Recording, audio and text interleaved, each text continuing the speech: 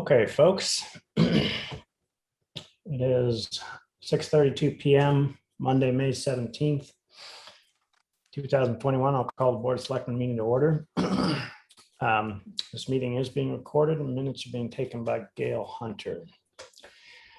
So we have a fairly full agenda tonight. I'm going to start out with a couple of opening comments. Excuse me. So last week was National Police Week. We've had quite a bit of more unusual police activity around town dealing with public safety issues. We'd like to recognize our police officers and the work they're doing. And we'll be getting an update from the police chief on police work at our next meeting.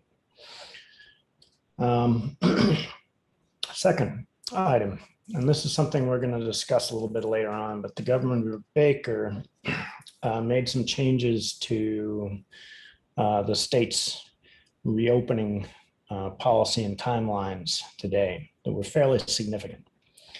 Going for a full reopening on May 29th, and previously they had been aiming for, I think, August 1st, and lifting of the state emergency declaration on June 15th. So that actually has some implications for us, and we are going to be discussing that under item 9, which is other matters. Since we received this information today inside the 48-hour notice, we will be discussing it later on tonight. All right, let's move to item number 1 on the agenda, which is a public tree hearing. And this is the possible removal of 1, 2, 3, 4, 5, 6, 7, 8. It says 7 trees on and a collection of 3 shrubbery trees. So technically it's not 8, but I'm going to number them 1 through 8. In any case, can I get a motion to open the public hearing for removal of trees and shrubberies? So moved. Second. All in favor, roll call vote. Ms. Jakes, Yes.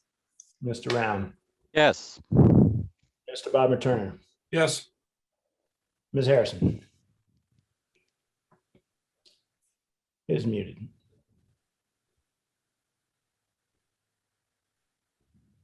Sorry, yes. Mr. Bowling votes yes. All right, so we could easily run this, so it would take us about an hour and a half to get through all this, so we're going to try not to do that. So we have a set of trees. I'm going to read through the list. Then what I'm going to do is I'm going to ask that the town tree warden to go through each of the trees in succession. We're not going to discuss them until the town warden has gone, tree warden has gone through them all. And then I'm going to poll board members to see if there are any that they have questions on, and I'm going to hold them out. We're going to treat it a little bit sort of like a consent agenda to try to reduce the time we spend on each of these individual trees. And there will be opportunity for members of the public, of course, because this is a public hearing, to comment. All right, so the numbers 1 through 7. Number 1 is a 20-inch Norway maple across from 102 School Street in the old Rosedale Cemetery. Number 2 is a 24-inch sugar maple across from 102 School Street, old Rosedale Cemetery. Number 3 is a 30-inch arborvitae and a 20-inch 4-liter trunk wild cherry clump lilac in the old Rosedale Cemetery. My understanding that's the shrubbery category. Number 4 is a 36-inch red maple in old Rosedale Cemetery. Number 5 is a 16-inch Norway maple across from 1 Masconomo Street. Number 6 is a 20-inch sugar maple, 38 Bennett Street. Number 7 is an 18-inch sugar maple, 34 Old Essex Road. And number 8 is a 24-inch ash tree in the 1666 cemetery. All right. So Tom Henderson, tree warden, if you could step up and give a brief summary of each of these trees, why they are being recommended to be removed, and then we'll discuss. Very good. How do you hear me? Okay? Yes, we can. Very good. Okay, number one, Old Rosedale. This is a Norway maple that has internal rot, structural damage. It's about 50% remaining. It's been pruned in the past. Number two, same situation inside the wrought iron fence, 24-inch sugar maple, lost major leaders. It has internal rot in the trunk. Right now they look pretty good because it's really a good last push, you know. So I mean, you may feel that some of these trees are really may warrant saving, but we've worked on most of these trees, and I'll try to mention that many times we've been back. Old Rosedale Cemetery, the cluster of shrubby trees we discovered when we were looking at trees, and the large arborvitae is a 4-leader, which one of the leaders has ripped out, and it has internal rot in the major leaders that are remaining.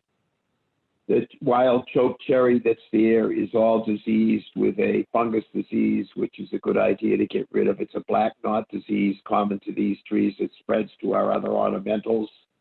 Really, and the clump lilac, or that may be something else. It may be a fringe tree. I'm not exactly sure. It's in so bad a decline, it's hard to tell. But and there again, if we take any of these trees out, I believe the Friends of the Trees plans to replace all these trees. Just to add that in as I continue on number 4, Rosedale. Number 4, Old Rosedale Cemetery across from high school exit. That should be very obvious to everybody that's what's going on there. Lost one major leader, torn out, has a big rotten pocket in the center, and it's sort of jeopardizing all those old Civil War memorials there. And all these trees, actually, that's what they present a hazard to the nice stones there. If they further come apart, all these ones in the cemetery. And there again, we plan to replace them all, maybe even replace them double the amount we take down. Across from 1 Masconomo Street, that's a 16-inch Norway maple that's been dying and is like about 75 to 90% dead right now. 38 Bennett Street, a sugar maple that we've been back and pruned several times, has heartwood rot disease. It's on its way out, subject to all the salt runoff from off of Bennett Street down there. It collects at the base of the tree, and that's pretty much then its demise.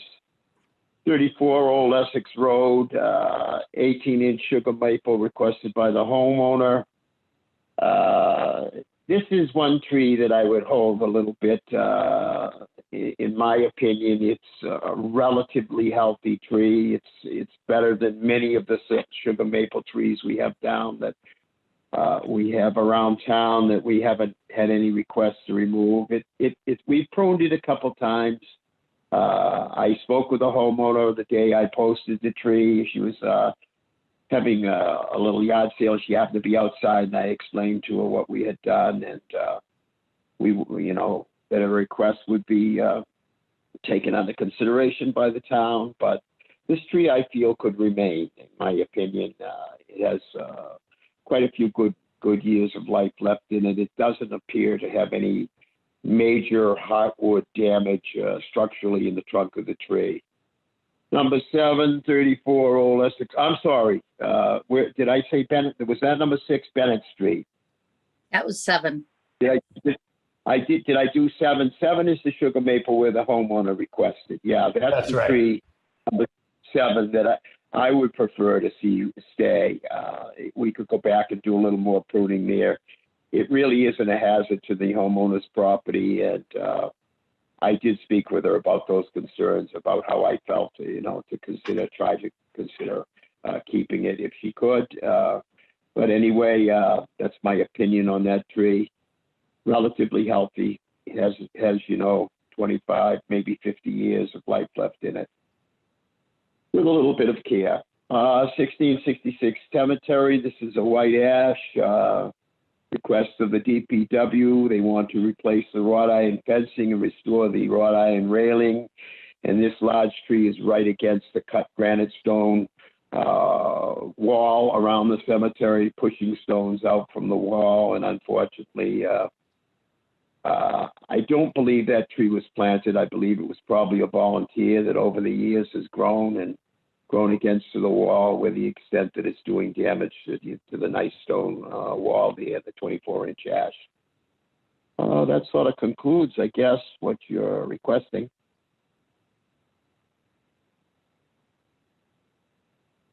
Okay, so those are the summary versions, and I understand that we do have some correspondence on 38 Bennett Street, the 20-inch sugar maple. That's tree number 6. We did have some correspondence from the resident there who was concerned about the tree and concerned about risk of their property from that tree. Okay, so I'm going sorry. to ask. Excuse me, but this is Michael from 34 Old Essex Road. The label that was on our tree said Bennett, so I don't know if there's 38 Bennett. So I don't know if there's confusion. I just want to make sure that we don't go by our tree just yet. I don't know if you're speaking about the Bennett tree or our tree at Old Essex. Because it says sugar maple on there. I was talking about the 20-inch sugar maple at 38 Bennett Street. I think I got that right. Sorry about that. Yeah. All right, so I'm going to go around with the members of the board first to get placeholders on these trees where board members may have questions, and then we'll go through the board, and then I'll ask for feedback from the public. So one at a time, board members. Becky, which of these trees do you have questions on? I'd like to hold 7 and 8, and I do have a question on the arborvitae number 3 or vitae. Okay. And Jeff?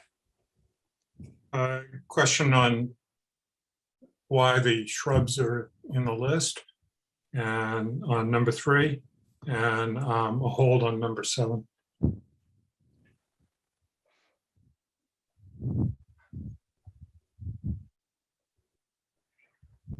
John Round. Yes, hold on, I guess, number 7, and also, I guess, number 3, just the wild cherry. Just have a question about that in that shrub collection. But a good summary, Tom. Yes. Okay. And Harrison? You want? Did you want me to speak on number 3 again? Is that what it is? Or you want to wait? No, hold on, Tom. I need to get Ann Harrison's list. 7. Okay. 7. 7. All right, so let's start with number 3. And we're going to ask the questions one at a time from each of the board members who had questions on those. And then Tom, I'm going to let you answer them en masse. So Becky, your question first. It's more out of curiosity. I'm just a 30-inch arbor vitae. How old would that be? I'm not asking to save it because it's a bit of a mess. I did see. I'm just curious how old it would be. Okay. Well, what I did was summation of the remaining trunks. So there's 3 10-inch that are remaining of 4 that were originally there. That arborvitae is probably 50 years old. Thank you. That's it. Jeff, your question. My question is why, maybe I'm just not familiar enough with the tree hearing policy, but why shrubs are in it.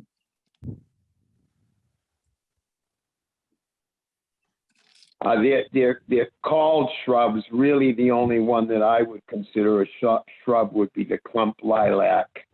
But as you know, that's sort of a borderline. An arborvitae may start being a shrub, but eventually it turns into a good-sized tree, as does a choke cherry.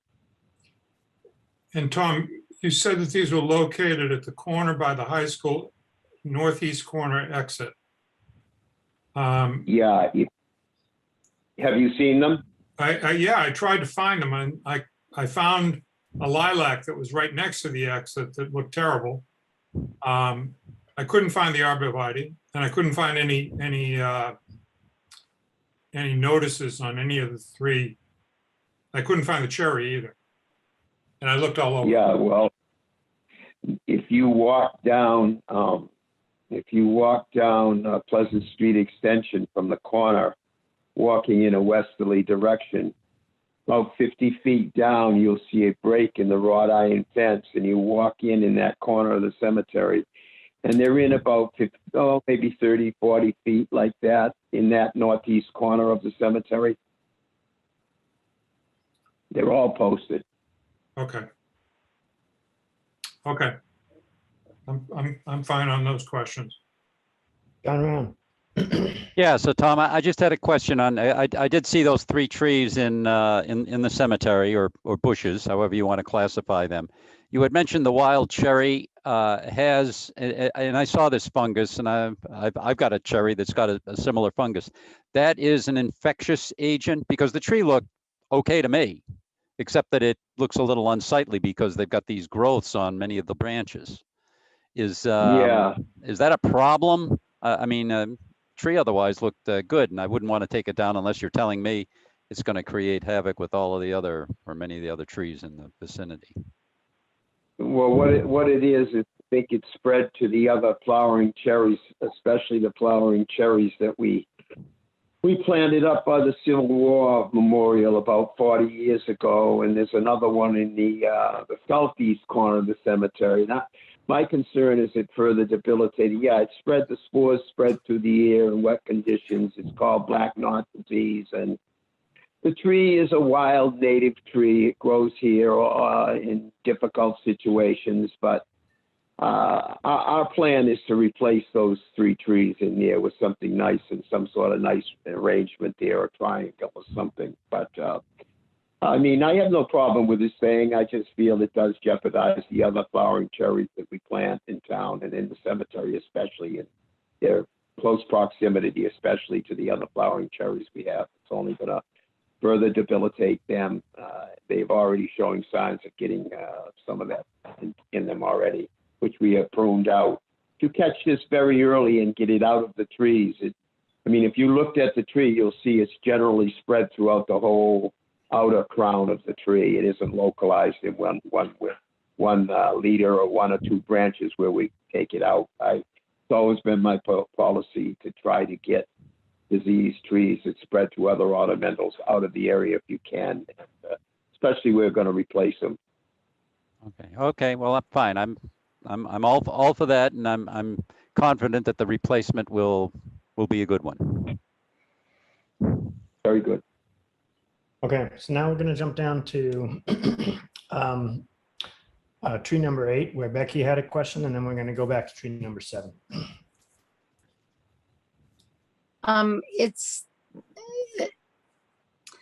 Is it possible to prune that? I did see that it's bumping the granite out a bit, but again, how old would that tree be?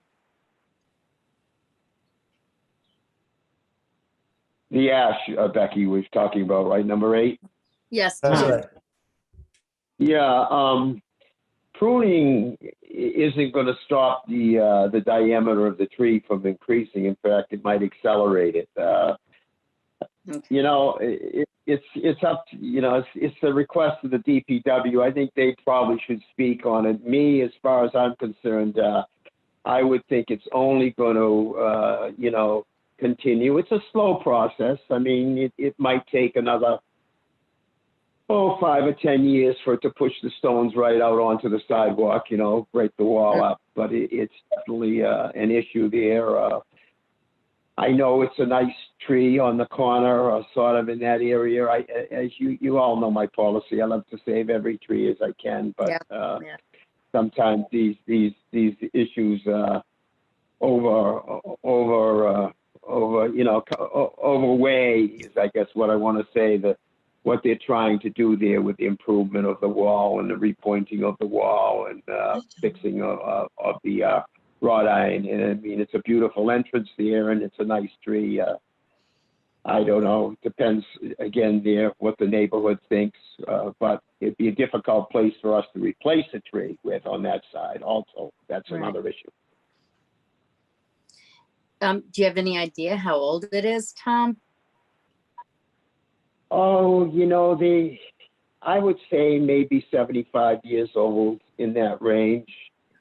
It's hard to judge. They grow very rapidly when they're young, and then when they encounter situations, they slow down like that. But it's certainly in the 50 to 100, I guess, you know, would be best that I could say. Okay. This Well, is thank Chuck. I you. can talk about the fence work if you want. Well, hey, Chuck. Okay, well, thank you, Tom. And you always are concise and with your advice, and I know you do like to save the trees when possible.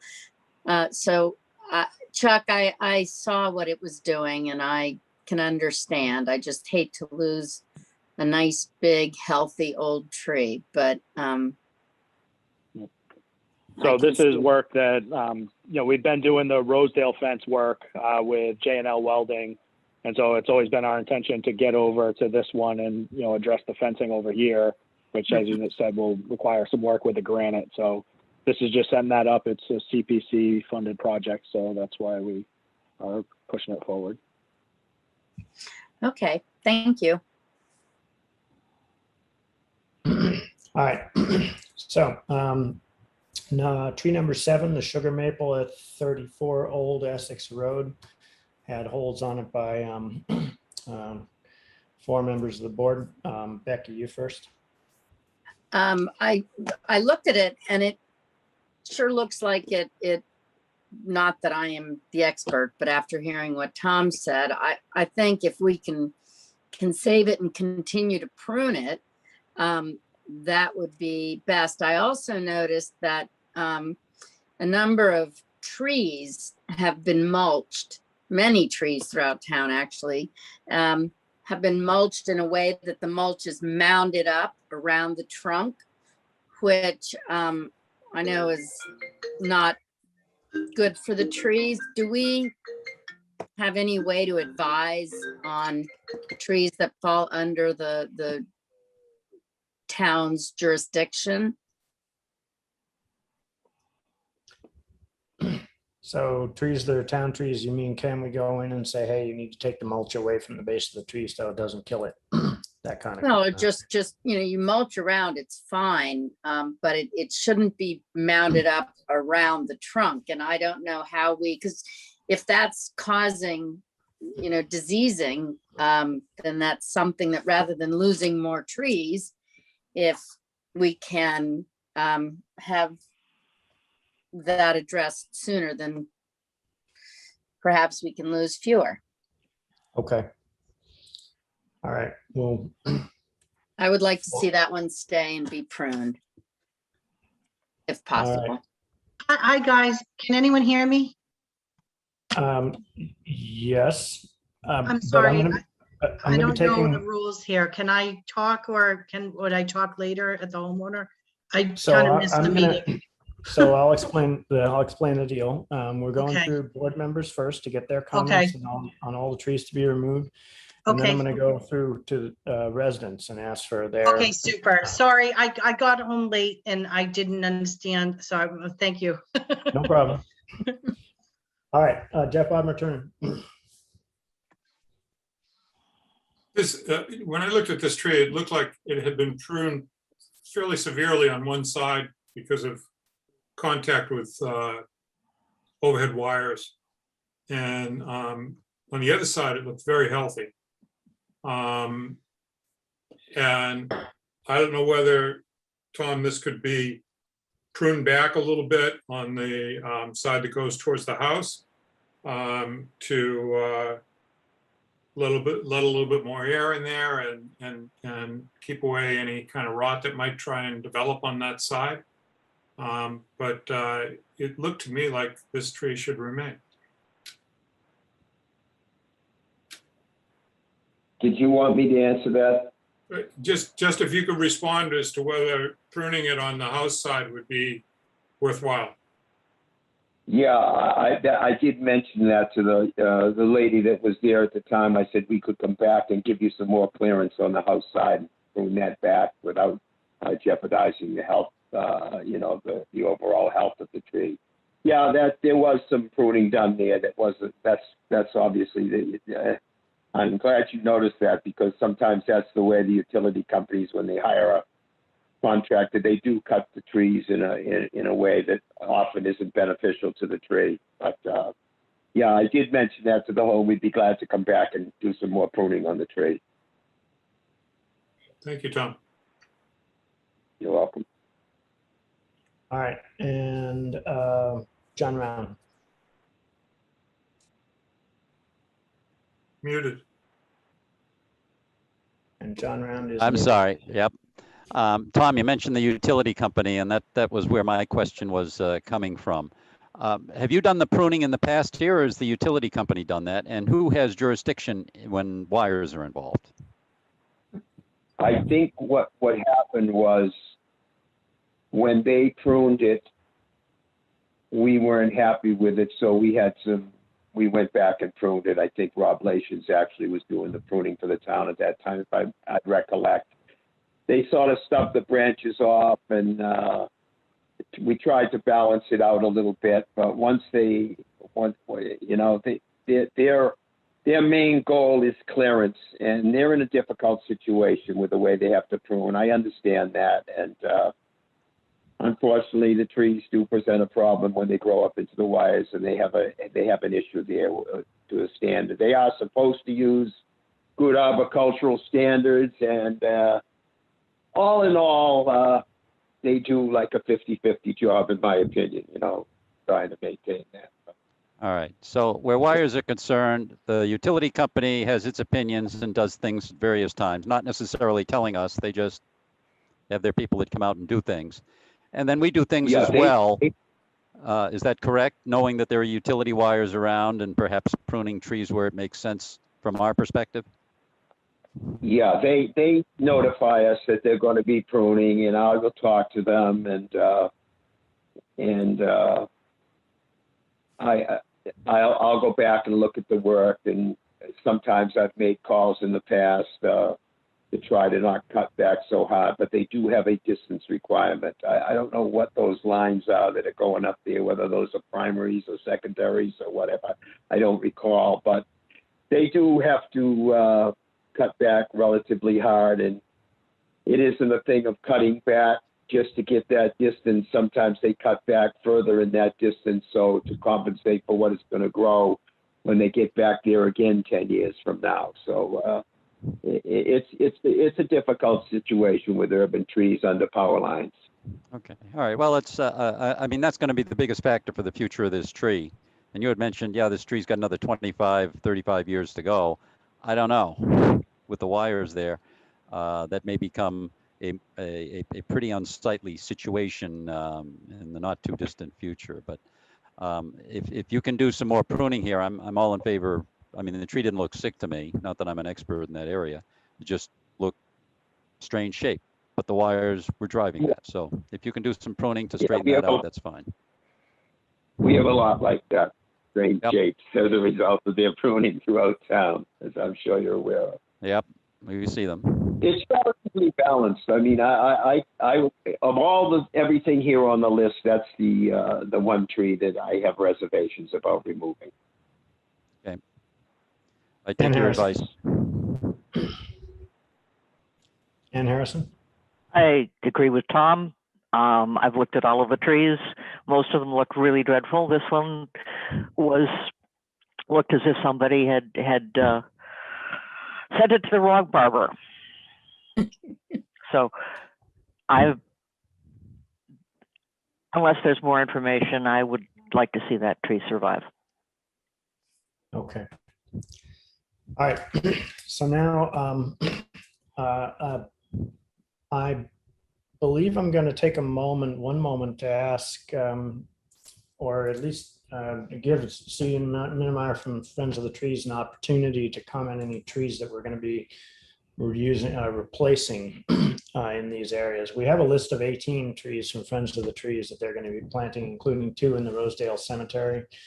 One's a lace bark elm, and the other is a red oak. Cian, do you have any comments you'd like to make about replacement trees before I move on to get questions from residents? Thank you so much, Eli, for allowing us to participate, and thanks, Tom Henderson, as always, for looking after our trees in town. Friends of Manchester Trees concurs with Tom overall, and would hope to see that sugar maple saved if possible. And then we will certainly try and sweep up afterwards and plant as many replacements as possible. So this year on the list, those trees have all been planted already. That should be in your hands. And so whenever a tree comes out, we try and figure out a good spot where we can put a replacement in. So we will certainly come to the party to do that again. We are, with COVID, obviously our fundraising efforts have been a little on the light side.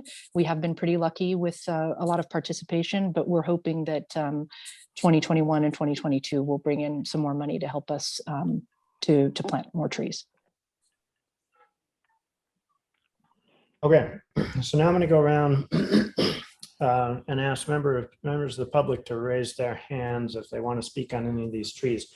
And we're going to work it the same way as we work with the board. So I'm going to ask you to give your questions on each of these trees, numbered 1, 2, 3, etc. through 8. And we're going to make one pass through the residents. Because as I said, I need to keep this moving relatively efficiently.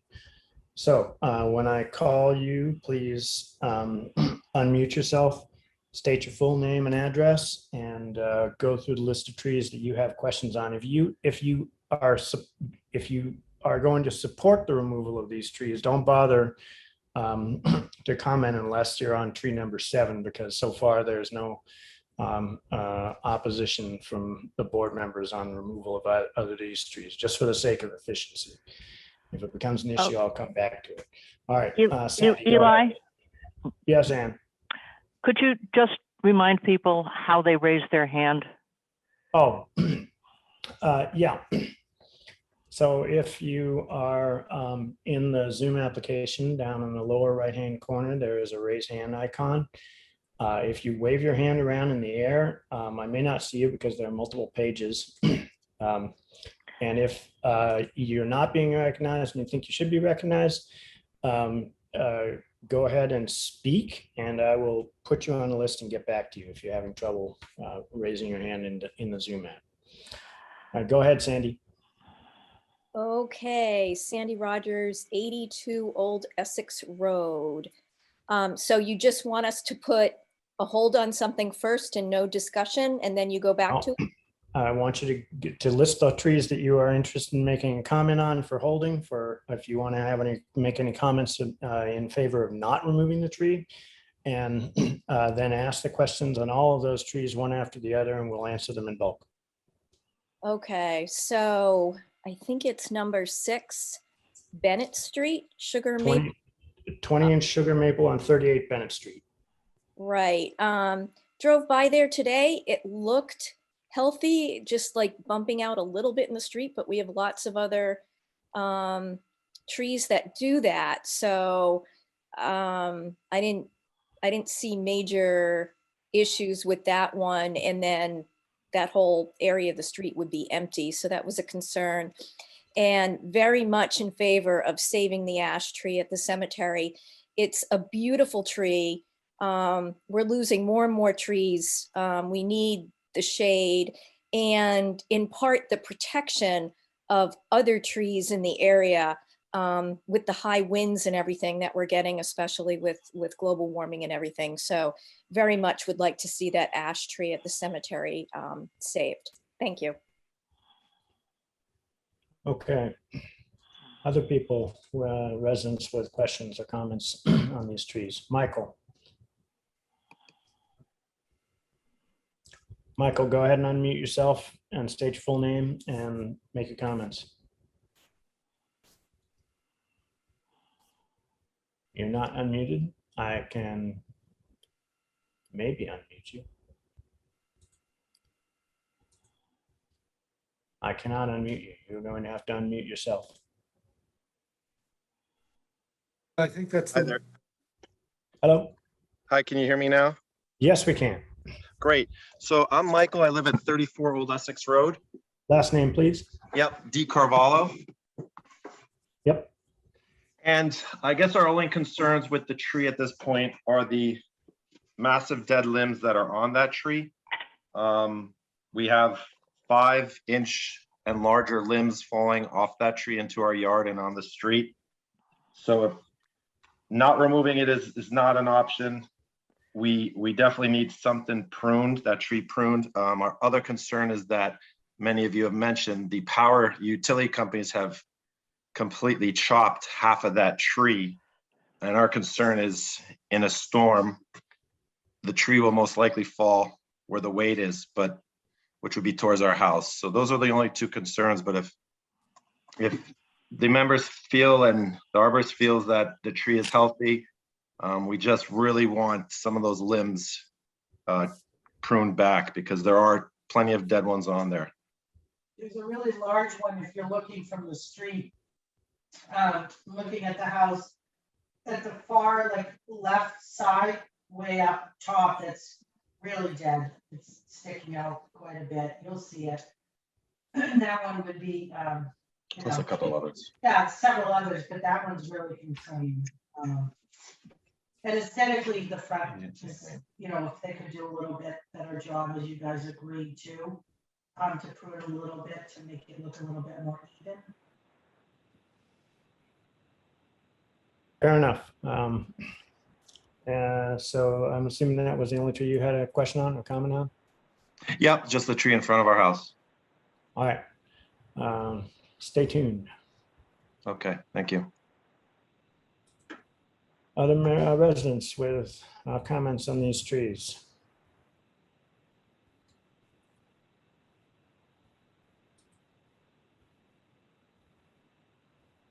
Going once, going twice. Jack B. Jack Burke, I assume that is. You're going to need to unmute yourself and fully identify yourself. Yes, thank you, Eli. I'd like to give a Jack Burke, 16 Ocean Street, also on the Community Preservation Committee. I'd like to give the board a little background on the ash tree at 1661. It is a nice tree and one that we would like to keep, but in the process of going around with J&L Welding and the DPW, that fence has been snapped off. The wrought iron fence has been snapped in half by the growth of that tree. And as you can notice, the big granite blocks are now leaning towards the sidewalk. And I had Tom Henderson come down. Hopefully we could have just cut some of the roots out to straighten out the granite blocks so that J&L Welding could repair the fence. J&L said it cannot be repaired for a very long period of time as long as that tree is there. So the question is, do we save a 70-year-old tree or do you try to save a 300-year-old fence and granite blocking? And you know, the decision that we thought was more prudent was to remove the tree, replace it with 1 or 2 trees next spring. Thank you. Thank you, Jack. Any other members of the resident population comments on these trees?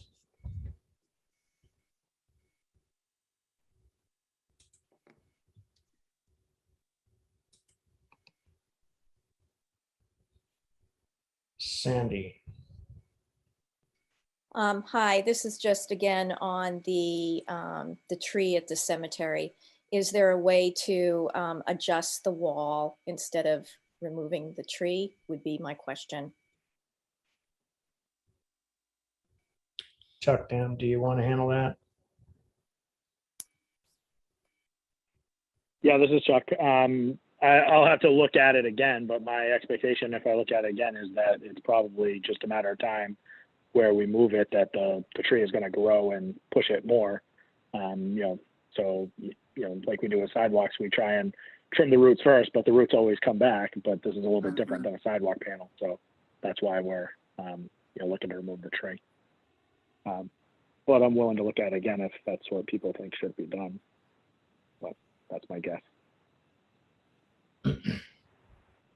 Yeah, one other comment maybe on the ash tree selectmen and people that I have too. If I didn't mean to interrupt you, Chuck, I'm a little ignorant with using these devices and stuff, but I would like to make another comment on the ash tree if that's possible. Sure, go ahead. The situation with the ash tree, in a way, we're a little bit fortunate that it is an ash. They're the last to leaf out and the first to lose their leaves. It does stand out there on the corner as sort of a nice looking point. Aesthetically, it looks nice there, but as to the amount of shade it provides and, the amount of time it's in leaf, it's fortunate, if I could use it that way, fortunate that it is an ash tree and not a beautiful oak or something else or an elm or something, because its location by the compass, it's only shading those in the cemetery who are sleeping. And of course, I don't know, a little bit of humor there, but anyway, I hate to see it go also, but I recognize what it's doing to the, doing to the wall structurally. And there's a possibility we can look. We may be able to get a nice tree a little further down beyond the gate, set back in the cemetery a little bit. But it's if we have to lose a shade tree, and then white ash is considered a shade tree, its location and its particular species give us a little bit of a reprieve there on removing it.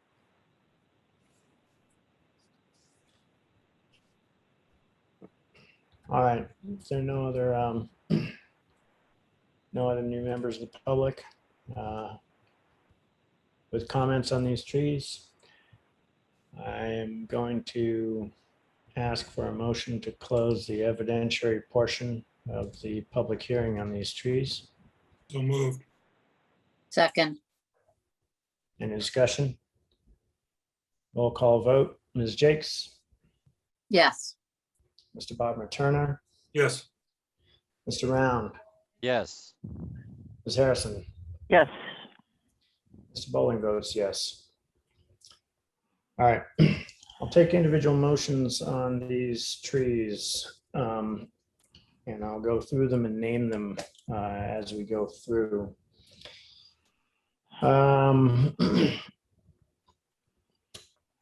And we will vote on them as we process them. All right, tree number 1, a 20-inch Norway maple across from 102 School Street in those Old Rosedale Cemetery. Request for removal. Is there a motion to support removal of this tree? So moved. Second. All right, any discussion? All in favor, roll call vote. Ms. Jakes, Yes. Mr. Bodmer Turner, Yes. Mr. Round, Yes. Ms. Harrison, Yes. Mr. Bowling votes yes. Number 2, 24-inch sugar maple across from 102 School Street, Old Rosedale Cemetery. Request for removal. May I get a motion to approve the removal of this tree? So moved. Is there a Second. second? Any discussion? All in favor, Ms. Jakes, Yes. Mr. Bodmer Turner, Yes. Mr. Round, Yes. Ms. Harrison, Yes. and Mr. Bowling votes yes. Number 3, a collection of shrubs, 30-inch arborvitae, 20-inch 4-liter trunk wild cherry, and a clump lilac in Old Rosedale Cemetery. And is there a motion for the removal of these shrubs? So moved. Yes, Second. second. Any discussion? Any discussion? All in favor, Ms. Jakes, Yes. Mr. Bob Turner, Yes, Mr. Round, Yes. Ms. Harrison, Yes. Mr. Bowling votes yes. Number 4, 36-inch red maple in Old Rosedale Cemetery. Is that a motion to support the removal of this tree? So moved. Second. Any discussion? All in favor, Ms. Jakes, yes, Mr. Bob Turner, yes, Mr. Round, Yes. Ms. Harrison, Yes. Mr. Bowling votes yes. Number 5, a 16-inch Norway maple across from 1 Masconomo Street. Is there a motion to support the removal of this tree? so Moved. moved, Second. second, All right, moved by Becky Jake, seconded by Ann Harrison. Any discussion? All in favor, Ms. Jakes, yes, Mr. Bob Turner, yes, Mr. Round, Yes. Ms. Harrison, Yes. Mr. Bowling votes yes. Number 6, 20-inch sugar maple at 38 Bennett Street. Is there a motion to support the removal of this tree? so moved, Second.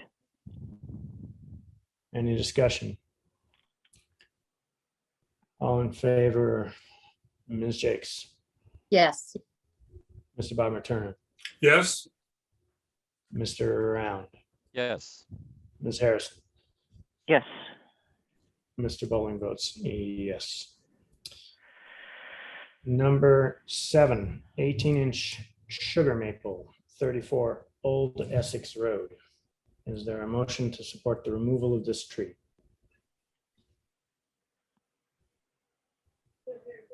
Hearing no motion, this tree will not be removed. Number 8, 24-inch ash tree at 1666 Cemetery. Is there a motion to support the removal of this tree? so moved, Is there a second, second? Any discussion? All in favor, Ms. Jakes, yes, Mr. Bodmer Turner, yes, Mr. Round, Yes. Ms. Harrison, Yes. Mr. Bowling votes yes. So to recap, the result of that vote was an affirmative vote on all of the tree removals with the exception of the 18-inch sugar maple on 34 Old Essex Road, where board members supported the pruning of that tree, at least in my consensus.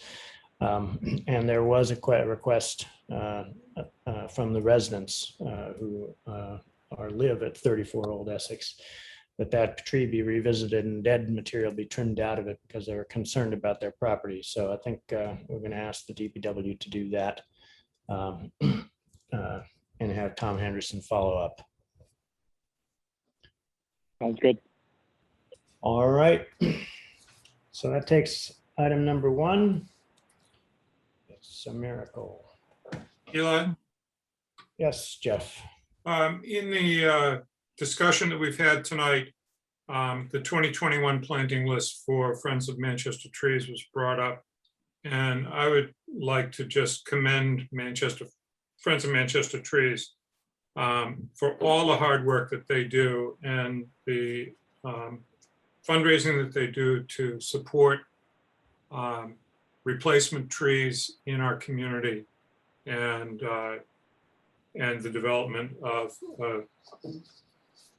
rational tree policy. I agree, here, Thank you, Jeff, and I'll echo that as well. Yep, every time we go through this, we go to the Friends of the Trees and ask them how they're going to be helping to support us, and they're always there for us. So we do appreciate it. And I would urge the town to support them, because otherwise it's going to come out of our taxes. Yep. and they keep us a good tree town. Okay. All right. We'll move on to item number 2 on the agenda now, which is a Manchester Affordable Housing Trust update regarding possible use of the DPW land. And for this, I'm going to turn the floor over to John Feuerbach, who is going to, well, give us an update. Thank you, Eli. Hello, everyone, Board of Select members. I'm not here alone. I'm here with Sarah Mellish, Muffin Driscoll, Chris Olney's here. And since you guys all know that the Affordable Housing Trust is working collaboratively with the Housing Authority, we have Gretchen Wood and we have Beth Heisey. And I don't know if there's anyone else on either entity who are here by phone. And if I don't cite you, it's not because of any slight. Let me just give you a quick, some good news that's really relative to the Affordable Housing Trust. I know folks are aware that the Powder House development, the 29 unit development that North Shore CDC is pursuing. Great news, on Friday, the Affordable Housing Trust wired over to North Shore CDC $414,000 that were contributed to the Affordable Housing Trust. And last count, I think we had approximately 80 donors. And this was an effort that we agreed to work with on behalf of the North Shore CDC as well as the Citizens Group for Affordable Housing. To facilitate that, Affordable Housing Trust and the North Shore CDC had a memorandum of understanding. So in consideration of the contributions going outbound to North Shore CDC, we made certain that they're going to perform an income certification. They're going to prepare an affirmative fair housing plan. They're going to require that at least 25% of the units, those 29, be rented at or below 80% of the area median income. We got a provision there that says upon vacancy, the releasing would be subject to the fair housing plan, and it would also be targeted to that affordability that I mentioned, at or below 80. They're going to maintain that target affordability over time. And that last but not least, they are going to work with us and to develop and enter into an affordable housing restriction that would be okayed by DHCD. These are some key points that down the line, when upon turnover and releasing, the North Shore CDC will be in a position to start ringing up these affordable units to the state affordable housing inventory. And you guys might be aware, as long as you do have 25%, all of those 29 units would be applicable. So while they're far off from that right now, there is a structure in place that we are happy to have supported them on that. So that's just a snapshot on the Powder House. Now on the Manchester Housing Authority, Manchester Affordable Housing Trust matter, this is really just an opportunity for me and my town friends on the Housing Authority and the Affordable Housing Trust to give the Board of Selectmen an update. We also want to look for some guidance and also for some support. You guys are all aware that we have signed on a development consultant to do a development feasibility analysis for the 3 public housing authority sites as well as for Pleasant Street. That what we call proof of concept is complete. You guys are probably aware that we've parked all of our important material on the Manchester Affordable Housing Trust website, which you linked into the town. So if you want to see the final draft report, you can see it there, which includes feasibility budgets. We also have sort of like a cheat sheet. It's approximately 10 pages that sort of summarizes the plan in an easy to read manner. And then we also have like a little, it's like a 2-pager or so that sort of gets at some considerations. So where are we right now? We've committed to engage not just the housing authority folks, residents, but also town folks. Chris Olney and myself met with housing authority residents about 10 days ago to just go over the plan. And in essence, we were emphasizing a couple of key points, one of which is we want to preserve, renovate, and improve the current apartments. We want to look to new units to support the town's community affordable housing efforts, and that will help us finance the renovation of current units. and that we're working to assemble state and bank financing that will make improvements possible. We were very clear. It was like, what does this mean for you? Well, we emphasize it's possible improved and enhanced apartments that could better suit the needs. We also said that you are in the driver's seat. We want you to help us with the plan. Do you have any ideas about unit features or design? We also emphasize that there's no displacement or rent increases. We said that some temporary relocation could occur as part of a renovated project, but no one would be asked to leave or to be left out.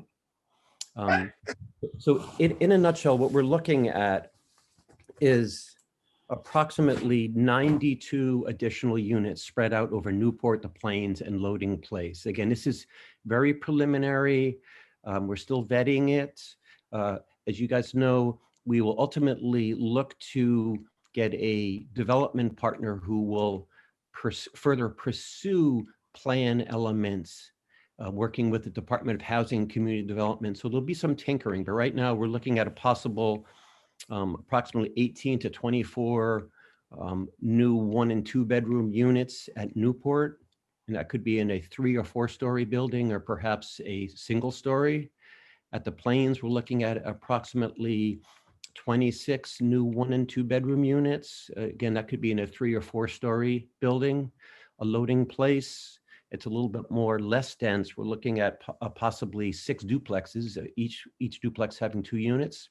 So 6 duplexes, including 12 units. And then on Pleasant Street, possible low scale buildings totaling approximately 30 units. So when you look at that, again, it's very preliminary.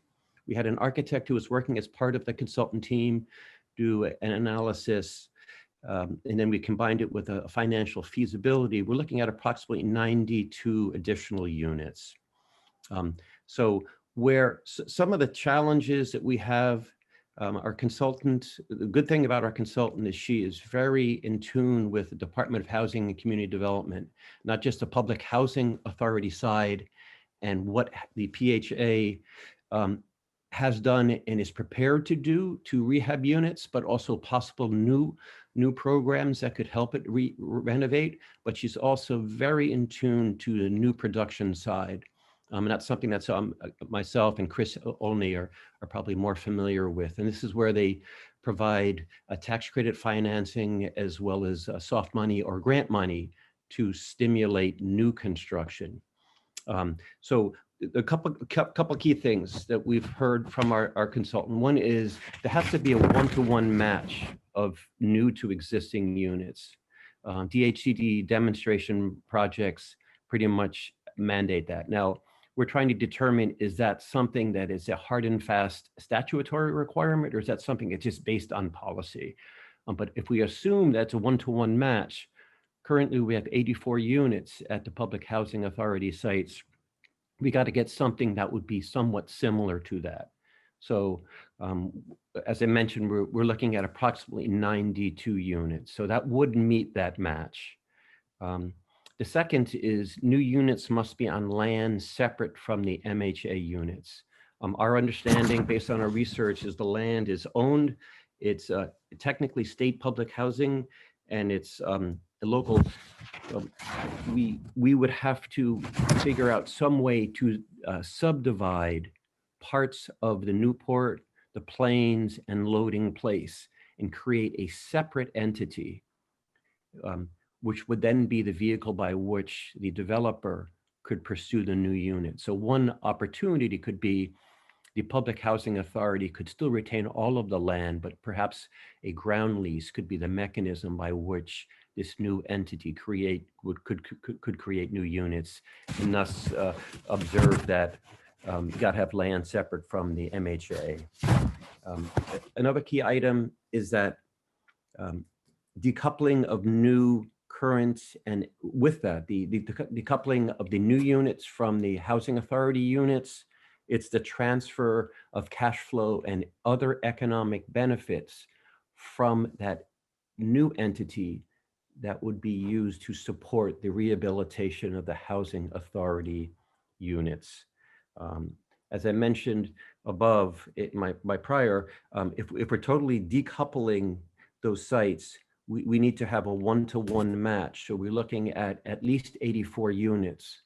What emerges as very clear is the importance of the Pleasant Street sites. Again, we're penciling in 30 units. Without those 30 units, we have difficulty, one, meeting that one-to-one match, but probably equally important, our consultant has looked at ways by which that entity who would develop the Pleasant Street site would either make a payment to the either through the Affordable Housing Trust or through the Housing Authority that would capitalize some work to be done on the existing units, or else there could be some tie into cash flow that's generated through the development of the units on Pleasant Street.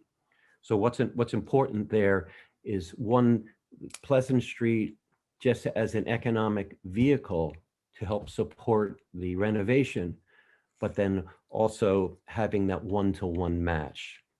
In all of our conversations with the Housing Authority residents, and when you look at our plan, it's very, very important that we're not just talking about new units, but there's an opportunity to address some of the fundamental shortcomings of the current units. For example, there are walk-ups right now on the sites. Perhaps there's an opportunity to create the new units and have elevator access, and then maybe there's a way by which we could use the marketing plan where current residents who could then go to the new units, use the elevator and free up the second floor units on the existing. So maybe it doesn't have to be a mobility impaired resident or someone who is elderly. You might have a hard time getting up to that second floor. And so in terms of the next steps, we've committed to outreach and engagement. You've heard me talk about our meeting with Housing Authority residents. We're probably in the month of June, we're going to be having a meeting with town residents. We're going to invite folks. Affordable Housing Trust meets every month, and we've met on at least 3 or 4 occasions with the Housing Authority. I envision a Housing Authority Affordable Housing Trust meeting specific to this idea, so we can get more reaction from townsfolks. Next steps is the decision on the Pleasant Street is critical. It's time sensitive. What's important is to determine if the town will support repurposing the Pleasant Street site for new housing. It's our sense that based on the master plan process, as well as in the last couple of months, the town's support for community affordable housing, we believe support is there, but I think that it's important that we focus on the details, and if we can get that support, and if we can repurpose that parcel, what are the steps that we need to take as soon as possible to allow that to happen? One, we're ready to move on a request for proposal. Let's put aside for a moment that we're still going to engage with the town on the plan. Our next step would be to move on a request for proposal. It'd be difficult for us working with the Housing Authority to put out a request for proposal without having some certainty or a sense of how the Pleasant Street site will fare in the overall plan. It would just be very difficult for us. So I think that's one point. It's time sensitive, but I also think would the town consider providing the site at a reduced selling price?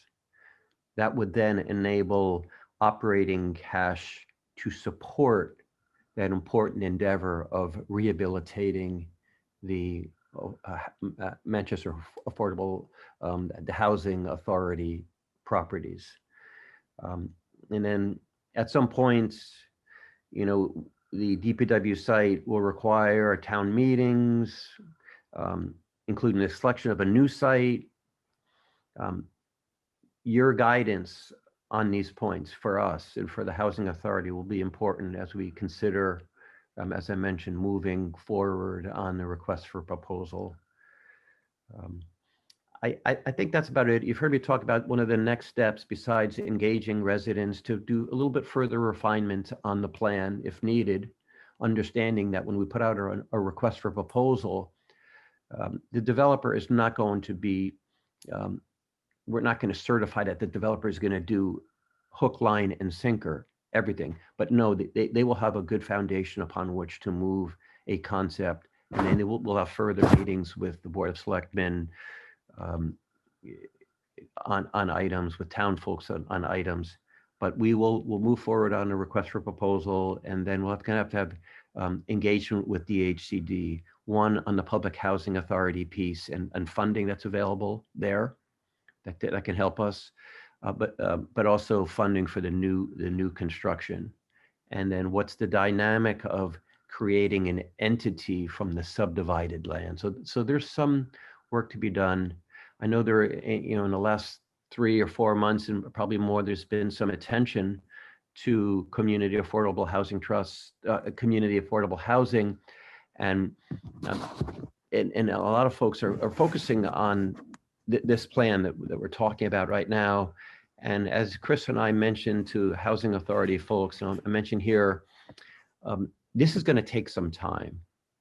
I think the best case will be 2 to 3 years, but without doing this, the current units will remain in a difficult state, and we won't have an opportunity to increase the number of community affordable housing units on what everyone knows are really limited sites in Manchester, and in the Public Housing Authority sites are a real good vehicle for that. So that's it. That's it for me. I don't know if Muffin or Chris, Gretchen, Beth have got anything you want to add, but I would like to follow up on some points that I've at least get comments from Eli, you guys in the gang. All right. So let's start with questions from board members. Let's go around the corner, around the horn here. So Becky, you first. Well, first of all, thank you, John. Boy, it's a lot of work that you all have done, and not easy. So thank you. I wanted to actually ask you a question about the Powder House Lane, if I may. Go ahead. I thought the units there were going to be 50 to 60% AMI. Did you say they're 80% AMI? I did say that. At a minimum, it's 80%. In talking to Mickey, the director of North Shore CDC, he has got to sort of finesse a tightrope with his financing. Yeah. I think Eastern Bank. So he is committed to that lower AMI, but at this point in time, he wants to commit to at least that 80. And I think we'll have, Becky, I think we'll have another opportunity to revisit this. One, as units are released, but at some point in time in the future, he will probably engage DHCD with some, either some refinancing, some additional funds to help do work, and we'll probably, Manchester Affordable Housing Trust will probably be asked to help partner. I think at a minimum, that will be an opportunity to just re-stress the at or below 60%. For example, if he were to go to tax credit financing, he would have to have units at a minimum at or below 60% of AMI. I believe that is their intention. It's just that he had a little financing wrinkle, but for further follow-up, I would ask Mickey that question. Okay. I had spoken with him before, and I just wanted to follow up on that. And then regarding the I've got my notes here. Regarding the fact that the land, even though it's not listed as state land, the housing authority, we have an MHA. Is MHA both Massachusetts Housing Authority and Manchester Housing Authority, or just Manchester? Because when I was reading through everything, I wanted to clarify as to if those were two different entities. Chris, do you want to, I know you're on the line, I believe, Chris, you want to clarify that for Becky? I mean, I can, but I know you've done some discussions with Beverly. So, good evening, everybody. This is a complicated question. I think we have to do some title work to see what entity exactly owns the property and what deed restrictions may be there. But I can say that the Manchester Housing Authority is a creature of the state. It's not a town agency. So even though it's the Manchester Housing Authority, it has to follow state law in terms of land disposition and usage and everything else. So that's going to be a job for some lawyers to figure out how we're going to do it, but it can be done. It's just going to be complicated. That makes your job a lot harder. Thank you. And I mean, the good news, Becky, is, as I mentioned earlier, our development consultant has been in the state housing business for probably 25 years. And she's very well connected to the public housing authority side as well as new production side. And she has had conversations, and she says that both sides of the aisle at DHCD are very receptive to what we're pursuing. Good, great. Thank you very much. That's good to hear. Jeff, your turn. That last comment, John, is real good news to hear that DHCD is receptive to these proposals.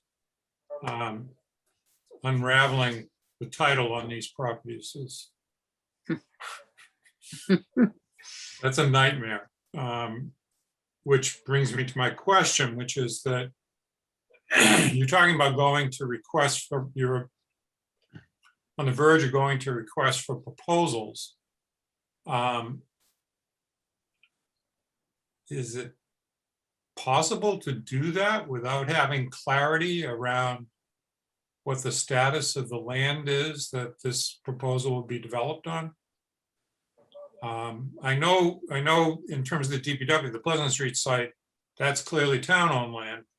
But in terms of the other three sites, is it possible to go to request for proposals without having final clarity on how that land, who owns it? Yeah, no, I think that What the title is. Yeah, no, I think that's a great point, Jeff, that we're sensitive to, because ultimately the request for proposal, we want it to serve as a means by which we have a development partner. So we want it to comply with State Chapter 30B, which governs the disposition of land. I think we owe it to ourselves and to folks to get a better understanding of that. So at a minimum, we could represent it accurately in any forthcoming request for proposal. So I think we have some work to do on that. Okay, I don't mean to poke you where you're sensitive. I just no, please. That was a question that I had in terms of how this proceeds. You're definitely picking up on a sticky wicket, I guess. That we believe there is a means forward, but I think to provide certainty for a potential applicant, we need to provide as much information in the request for proposal. And I think also to make our work easier, and hopefully just one time, that RFP mechanism is our means to select a developer. We don't then have to go back again to do another RFP once we've, Okay. Do you have any interested parties at this point that you're aware of? Yes, we do. I think sort of exploring the proof of concept, the development consultant has talked to probably 3 or 4 folks, nonprofit CDCs, and I could think also a couple who have, I don't think they have been contacted, but I believe it's something that they would be interested in. Okay, in regard to your request for support from the Board of Selectmen for inclusion of the Pleasant Street site in this overall scheme, the overall plan. I think that there's a set of dominoes that has to fall, as I think you're aware.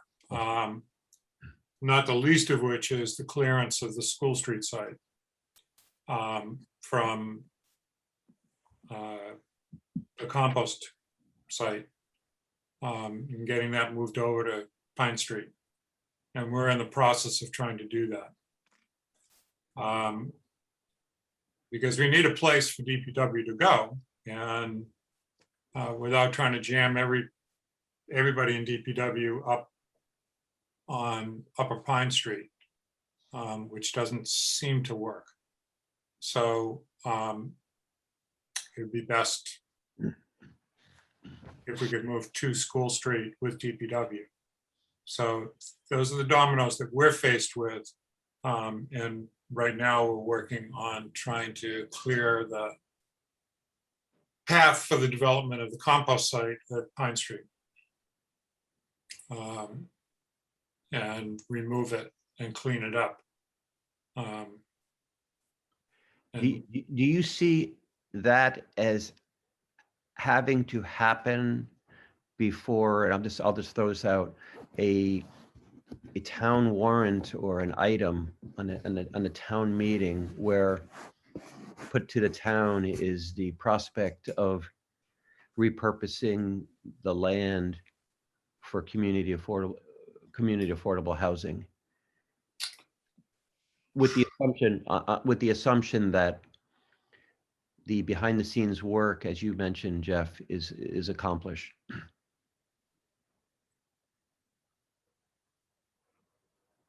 Do I see it? Do I see the movement of the compost site having to happen before we could go to a town meeting article on the use of this land on Pleasant Street? Yeah, something to that effect. We don't want the DPW parked out in the street. So I would have to defer to Greg or Chuck. I was wondering if it could be like structured as like subject to, like clearly the land would not convert to community affordable housing if the site. You're asking about a designation of that land as an affordable housing site, subject to the things being worked out with the subject to all the dominoes falling in place. Yes. I think I don't know. We'd have to get a legal opinion on that, but I think that I could be definitely in support of that designation. So, but it would require a bit of a discussion with town council about, and our infamous moderator about how those things might work in terms of shaping an article for town meeting floor.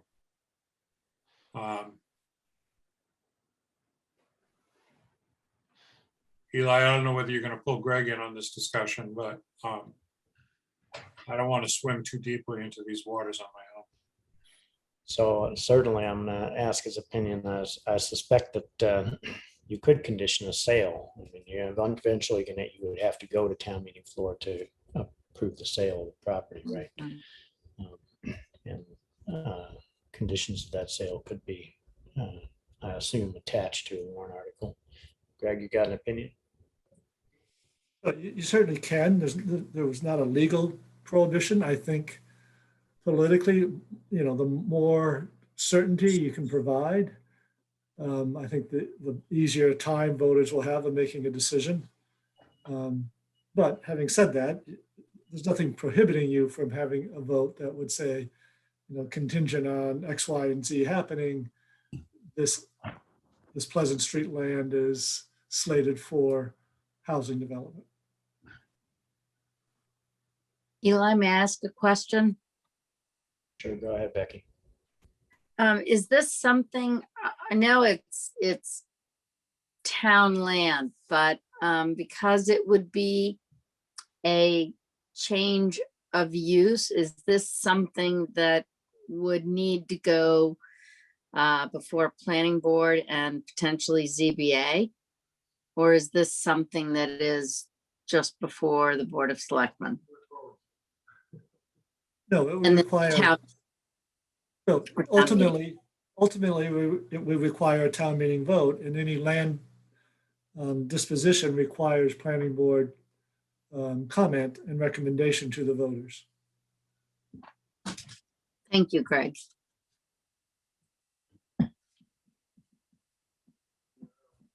So Jeff, were you done with your string of questions? Yeah, and I think that the final comment that I'm making here is that I would be in support of designating the next use of the Pleasant Street property as an affordable housing use. Given the contingencies of clearing the land of DPW, which means having a place for DPW to go. John Round.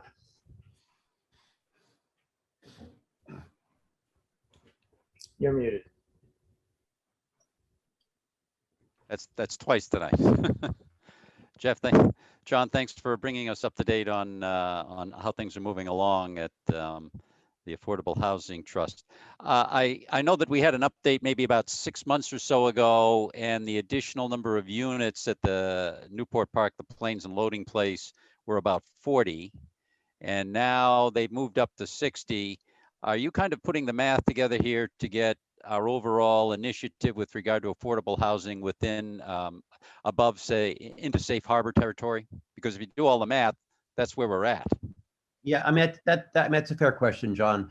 The 1-to-1 would mean additional 84 units. So you add the 60 plus the 30 at Pleasant, it's 90. Yeah. So yeah, 90 plus what's going on at Powder House, and you're there.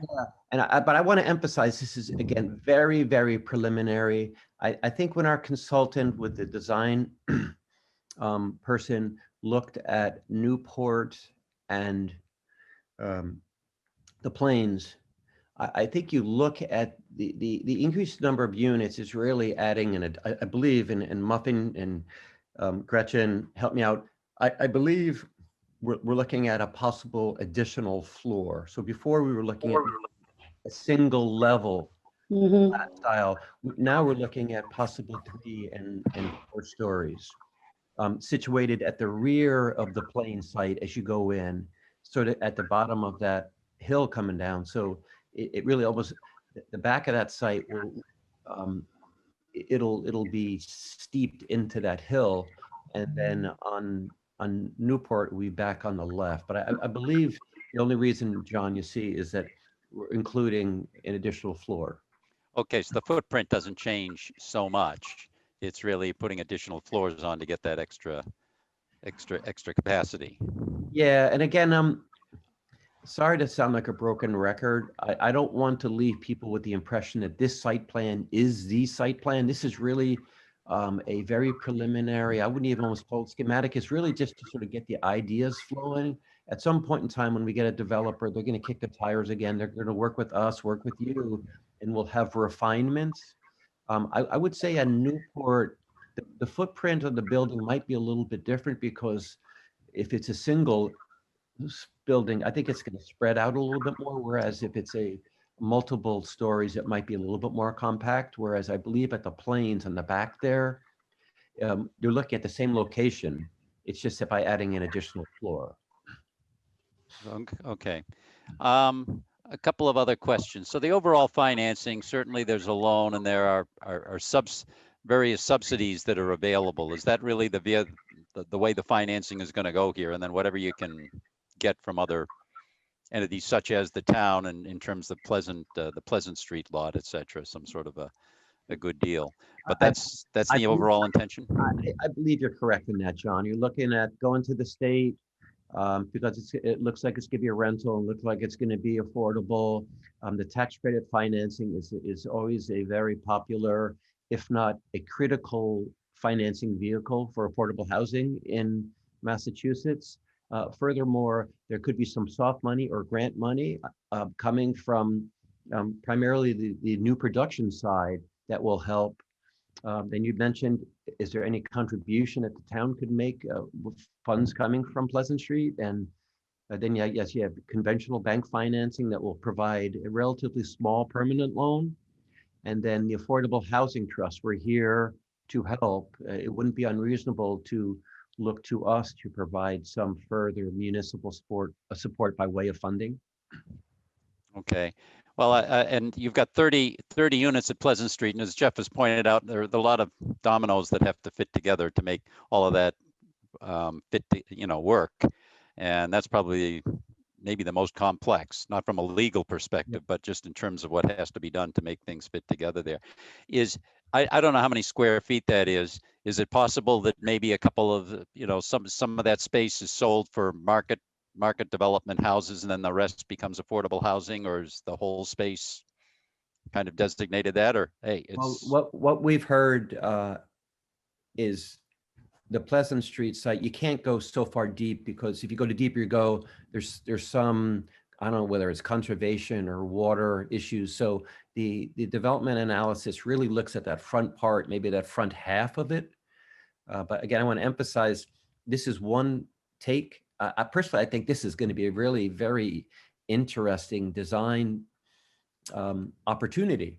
The architect who represented the consultant has done a couple passes, but there's different building types. Do you want to have a town common? Do you want to have low scale? I think there's some opportunities there, but I do believe we're not going to be able to use the entire site. Okay. I mean, it goes pretty deep. I mean, back, I've walked or ridden my bicycle back there a couple of times, and it backs up against the cemetery. Yeah, to the left. But I think if you go back, sort of back middle to, I think there, if I'm not mistaken, Chris, Muffin, or others, I believe there was some form of difficulty that we have to be aware of. We can't use the entire site. Okay, well, I don't want to get too far ahead of the story here. We're still in chapter 1 or 2 here. Exactly. Okay. Okay. Thank you. Good.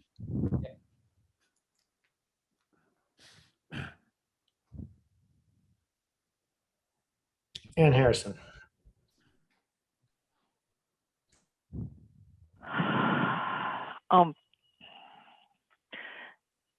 Let me just start by thanking you for all of this work and encourage you and everyone who's working on this project to think about 3 and 3.5 story buildings, right?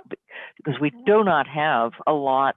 We're trying to get the affordable housing in the center in town, and there just isn't that much land. And to use all of the footprint on a 1-story building seems wasteful. My next question has work started on sorting out the titles, particularly the titles with the the Massachusetts Affordable. I'm sorry, I've written it down and lost it. Who owns the land on Newport Park and the Plains? Chris, do you want to take that? I really don't need the answer. I just need to know what's happening. Yeah, no, I can, and I could say that there hasn't been any legal title search or any analysis that has been done, other than having conversations with our DHCD colleagues in the Public Housing Authority site angle, who've given us guidance, and they've said, listen, you just got to be careful of this. You got to be aware of this. It's not insurmountable, but it would be nice to get started on that. Yes. What will keep you from, what's preventing that from going forward? Let me talk it over with, it's perfect timing. We have our Affordable Housing Trust meeting on Wednesday night, our monthly meeting. This is an item that we could put on our front burner. And do you have the money to pay a lawyer? Yes, we do. Okay. the more certainty we can get on the land, the better. Yep. Is the assumption that the buildings at the new construction at Newport and the Plains would be for elderly and disabled, or would it be general affordable? I think we're looking at a population, and again, it's something that we're still vetting with residents as well as the town. Similar type of residents right now as elderly. I know, I believe the Plains and Gretchen and guys help me. I believe it's elderly as well as young disabled, but that's Yeah. something that we could further define working with all of our friends in town. This is Gretchen. I'm pretty sure that we are required to keep it the same population that we have now on that land by the state. I'm almost positive that that's one of the part of the requirements for that. So those, and the loading place road, would those units also be restricted to elderly, disabled? No, they are not currently. No. Okay. No, that's family housing.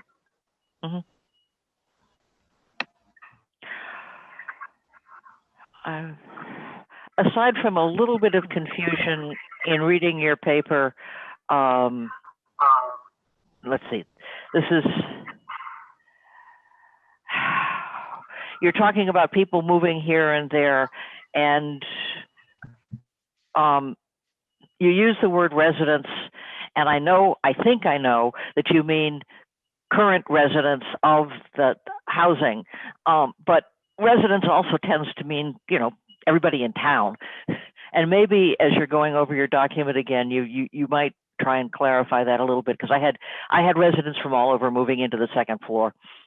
Oh, that was and that was in the context we were talking about. I think it was opportunities. Yeah. That's a good point. Yeah. In our conversations with current residents of the public housing unit, they thought that would be an attractive idea, introducing the elevator and opening up, and yeah. In the interim, is there something that either the town or the town with the state's help could do to put in elevators to make those units more accessible? Yeah, I'm not an expert on the Public Housing Authority rehab money. Gretchen, I know Nancy is not on this call, but what I'm hearing is that it's just so difficult to get basic maintenance money. And I know when we had our meeting 10 days ago, so folks were talking about just basic issues of, funding and maintenance that really shouldn't be happening. So the idea of getting something, a major rehab could be challenging, but that's just my thought. I don't know, Gretchen. Yeah, the problem with that is that there is no connecting area for the apartments that are there now. In other words, each one has a separate entrance. They don't have any way to go from one to another. Even with an elevator, it would only go to one set of apartments. So in order to it would mean rebuilding the whole place practically. Oh, goody. I wish there was something the town could do to make those units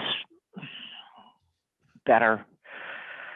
But well, hopefully if a few years down the road, if this actually comes to fruition, part of it will be, although it won't put in elevators, it will revamp them, renew them, because the state has pretty much said that, there's not going to be any more money, any more than we have now, which is basic maintenance, forthcoming. And so it's going to be up to us somehow to figure a way to better them.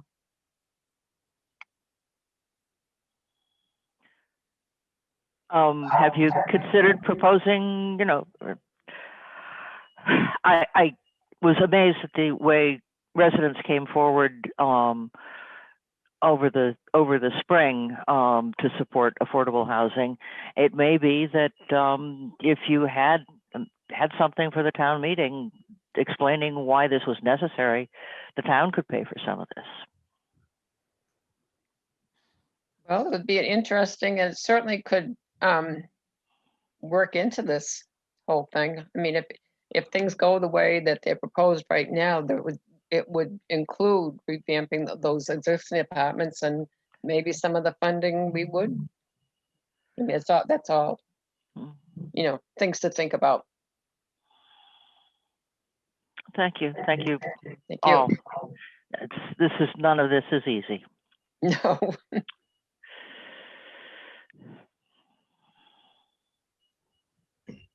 All right. So before I go further with my comments and moving on, I should point out we're obviously pretty far over our allotted time for this particular agenda item, but I did think it was important to get through some of these questions. The next agenda item is an update on the mass housing comment letter. It's not necessary that we process that tonight. We're also going to be doing it again, another version of it next meeting, and then we're going to be meeting separately to discuss it in particular. So right now, board members, it's my intent to push that one out to the next meeting. And you can reel me back in if you think I shouldn't do that, but that's my intent, to try and regain some of our time here and still give this topic the discussion it deserves. My comments. First, I guess I should actually disclose something. So the DPW yard is right there, right next door to me. That said, I think I can speak on this topic with some balance. There's disadvantages and advantages to having the DPW yard right there. One advantage is that my road gets plowed right away. Anyway, in terms of supporting in general affordable housing, where the DPW is, I'm in the same position as Jeff is, given where the dominoes fall in the right order. I'd be supportive of it in concept, recognizing that we don't actually have the complete proposal, and obviously we're going to have to go through the whole cycle of residents providing feedback into that proposal and resolving concerns that I know residents will have around traffic and parking and the whole thing. But in general, in concept, I certainly support it. John, question, can you remind everybody the timelines for when you need formal decisions from board members, and when those proposals will be coming back, and when the public would see more of them? Eli, when you say that, do you mean timing for when you say proposals coming back? Just clarify that again. I'm sorry. So you need to go out to an RFP, right? So what's the timing for those RFPs coming back, and what's the timing for engagement? I think from our last Affordable Housing Trust meeting, I think all of us members determined that it would not be wise for us to move on a development RFP until we have clarity on the Pleasant Street site. So our moving on the RFP would hinge on the direction we get on that. So I think it'd be difficult, but let's just say we have clarity in this fall. We put the request for proposal out. Let's say it's out of late fall or early 2022. We get proposals in, we review them in the spring, we vet them internally with committees, with, residents, the big R residents, including Public Housing Authority folks. So let's say that's mid 2022. We make a selection, let's say by fall of a year from now. That development entity would then have to do all the development, design, finance, and including all of the vetting with us and with the town regarding what are the really great aspects of this proof of concept plan that should be retained, and what are some of the changes that they've proposed. So I think we're probably going into 2023 with a plan. I'm not certain about the timing for the housing authority funding cycle, but I do know for new production, it's annual and it's usually in the fall. I think 2022 would be ambitious. So in my sense, it would be an application in 2023. Chris, step in here. Because I know Chris and I both work in the business. I think 2023 would probably be most feasible. And what I'm talking about is applying to the state with an attractive proposal that includes your request for tax credit financing and other soft money. Most of the time, the first application, the state has got so much demand for housing. You have to first pass a pre-application, and that's a tough threshold. And then if you get invited in through that pre-app, there's no guarantee. In fact, they're going to say, thanks, but we can't fund you this round. So it goes from 2023 to 2024. They would be applying again for DHCD funding. So let's say that's 2024. You're looking at possibly 2025. So John, you're being realistic. I want to be a little bit optimistic. Okay. And my optimism is actually a lot of the stimulus funding that's coming down, including additional tax credit allocations that are going to come in the next year. Maybe there'll be funding to help move the DPW to the new site. They're all the dominoes might go faster than we think, given the economic stimulus programs that are coming down the pike. So we just should be ready for that to happen. So, John, just to get something clear, when you say clarity before you go to an RFP for a project, yes, is your definition of clarity a town meeting vote on the DPW land? We would have the authority to represent that land is available, and we're offering it under this proposal, something of that form. And that's something that we could work out the nuance, but absent I would guess absent any town meeting presentation, town meeting vote, we would be lacking that. So we wouldn't really have the standing to, I'm thinking about, we wouldn't have the standing to put out land under the Chapter 30B process. Yeah. Okay. Go ahead, Jeff. It would be my understanding that any town meeting vote at this point in time, prior to having an actual proposal for the transfer of land, would be an advisory vote, not a binding commitment of the town to use the land for affordable housing.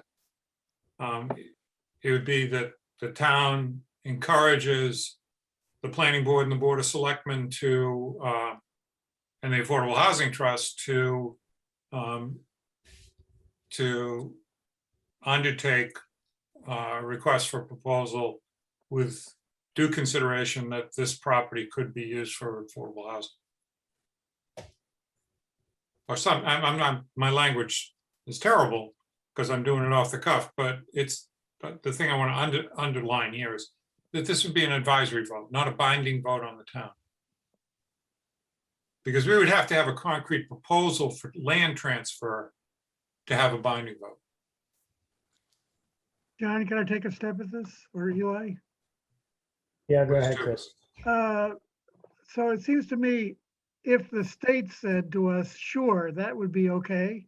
And if we disclosed it in the RFP that this was an advisory opinion from the town meeting, and if the proposal then took that into account when they submitted it, I think would be okay. I don't see why not.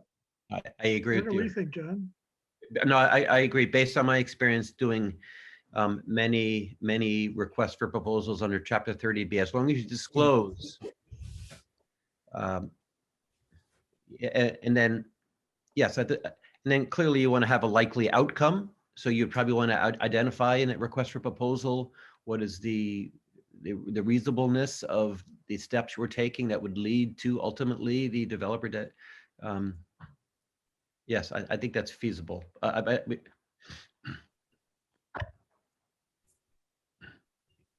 Okay, well, that's certainly a lot easier than getting approval for selling the property. Yes, Jeff? Just a quick follow-up. And to really solidify town support for that, I think you're going to have some idea of what kind of town funds might need to be committed to doing such a proposal.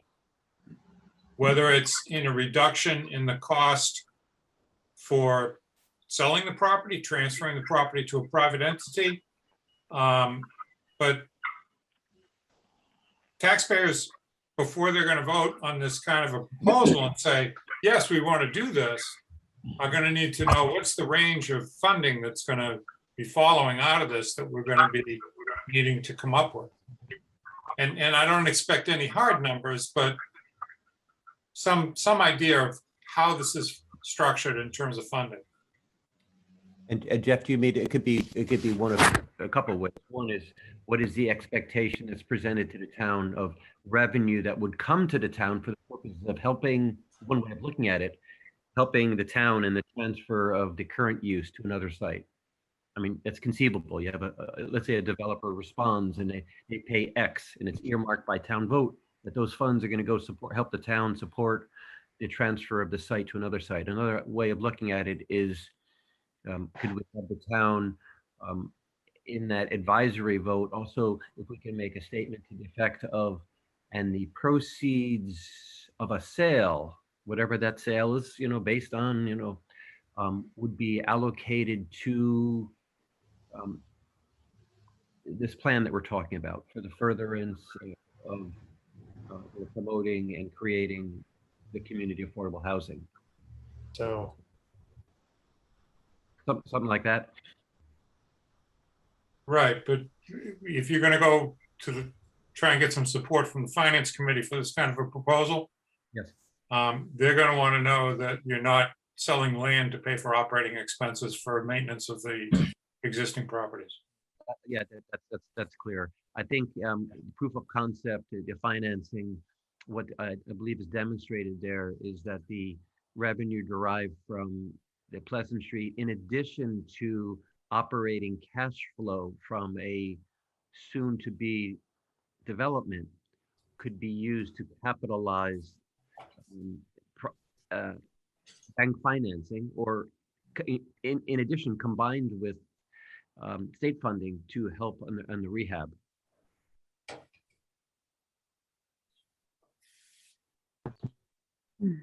I wonder whether, and it would require a lot more sharp legal minds than mine, whether leasing the property would provide cash flow over time that could be used for maintenance of the other properties. A long term. But I don't want to get into the weeds. Yeah. I can tell Eli's got those looks. Yeah, I've got the weed trimmer out. The weed trimmer is coming out. So I think, yeah, definitely don't want to go too far down this path tonight. It's going to take a long time to sort it out. So clearly this is going to take us a couple more meetings to chew through. it sounds like you have consensus from this board that we want to pursue fleshing this out. So I think we're going to need to meet again with you folks in July. And it may be that we want to peel somebody off from the board. And now I'll recognize something, by the way. We have Muffin Driscoll as the Board of Selectmen's designee to the Affordable Housing Trust. So maybe the right thing here to do is to have Muffin come back to the Board of Selectmen a little bit more frequently over the next couple of meetings to do short rounds of feedback, to feed back into the Affordable Housing Trust to tune up some of these questions, and then meet again for a longer session sometime in July. Sure. Easy to do. And easy for me to hand it off to somebody else to deal with. Okay, so do we have any other questions from board members tonight? I think we do need to move on. We're well over time on this one tonight. All right, I gotta thank you guys on the Affordable Housing Trust and town staff for the time that you've been putting in on this. It's super important and very much appreciated. Also the Housing Authority people, thank you. And thanks for coming in tonight. Thank you, everyone. Thank you. Thank you, John. Thank you. Thanks. Thank you all. Yeah. All right, we're punting item number 3. And we're moving on to item number 4 on the agenda, which is plans for dispatch options discussion. So the basic idea here is to hold a couple of public forums together, some public input related to dispatch, and then have some more further discussion with Finance Committee and other boards to make sure that we have appropriate informed discussion and input on the topic of dispatch in Manchester. So what we're going to spend a brief amount of time working on tonight is discussing the materials that we want to put up and outlining dates for public forums where we'll be focused on gathering public input, and with the material that we'd be making available to people going out in advance of that. And right now, what we're thinking is the first of these public forums would be at our next meeting on June 7th. And then I think the next meeting after that is annual town meeting. So the next public forum would be in July, and our 2 July meetings are July 6th, that's Tuesday, is that correct, Greg? Yeah. Yes. Yep. And July 19th. So one of those 2 dates would be the subsequent forum.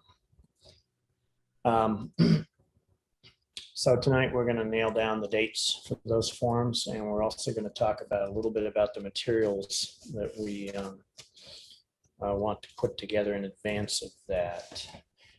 We have the existing, the current presentations and comments by the police chief and the pros and cons that were put together subsequently by the chiefs and by Greg. Those materials we would want to package up into a website. We probably want to put together a frequently asked questions list. And then the other thing that I thought that we should do is we should put out a sort of a timeline in history reviewing how we all got into this process some years ago.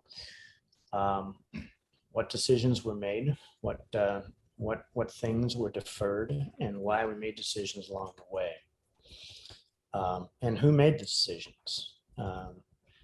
What were actual things that were discussed at town meeting versus what were decisions that are actually made by boards in response to those decisions, because that information is pretty old. There are a lot of new players in town who don't have that information, and I think that they should be informed, well informed, ahead of any final decisions being made. Timeline history on this is pretty detailed. So other comments from board members on what materials we should be putting together ahead of a June 7th public forum, where we will be presenting the material, a summary of the material, and then gathering public input and answering questions.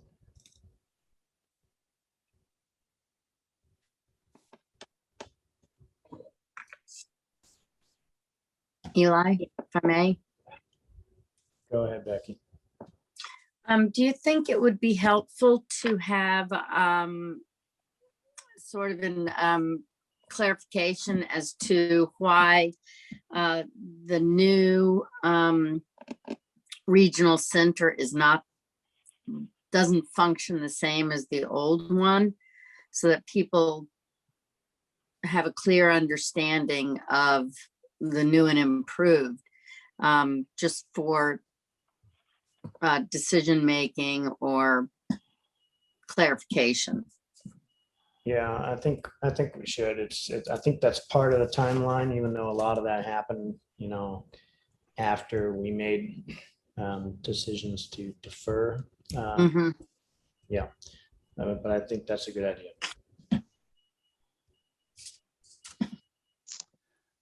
Eli, question. Most of the materials I think exist. They probably need a little bit of editing, but can be pulled together in advance of the meeting, except the frequently asked questions, the FAQ. Yeah. And we've got to figure out how that's going to be pulled together. But first of all, I got to figure out what they are. But we'd be asking them at this point. Well, yes and no. We've had some comments from the public, which imply a bunch of questions. But you're right. I think that particular part of the document, most likely that would be of the package would be a bunch of that would come out of the first public forum. Yeah, it would grow. I mean, maybe we'd only have just a few to start that look kind of obvious, but yes, that would be a growing collection of information.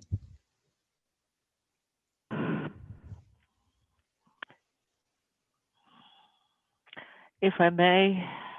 Sure, Ann.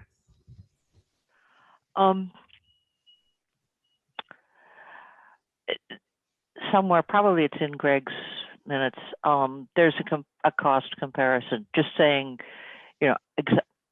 how much it costs to keep the dispatch in town. And I want to make sure that people understand that for me, the major question about dispatch here or there is whether there is immediate backup when there's a crisis. And here, we currently have one person on dispatch, and to get even approximately equivalent, I think we would need to have two people in that office all the time. And I want to make sure that the financing that we talk about counts for the fact that we have two people 24/7 waiting for telephone calls. Because otherwise you're not making a fair comparison.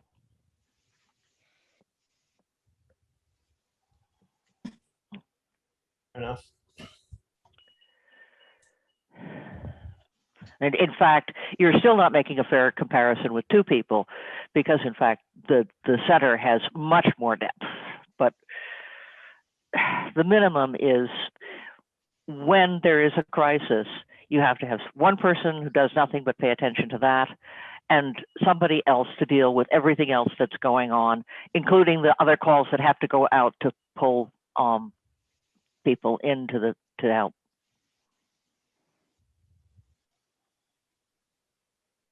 Yep.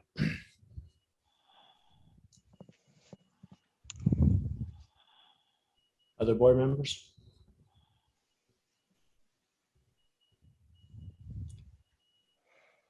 All right, so I'll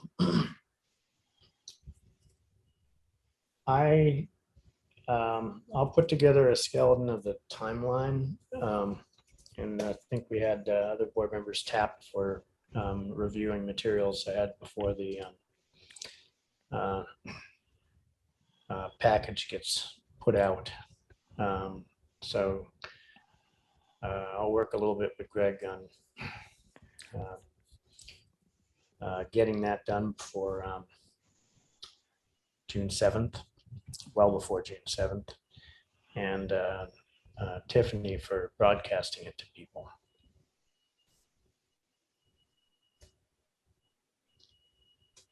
Anything else we want to add on that tonight? What's the time frame for the different parts of this that you're describing? A timeline of frequently asked questions and creation of a page on the town's website. By the way, Greg, I think you might be muted.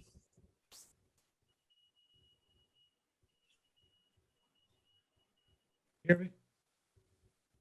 Try it again. Hello. Hello. All right, you're sort of there. Yep. Okay. Sorry.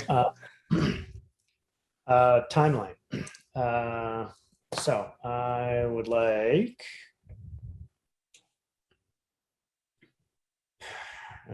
forms on June 7th. Today is the 17th. I think the material should be up by Tuesday, June 1st.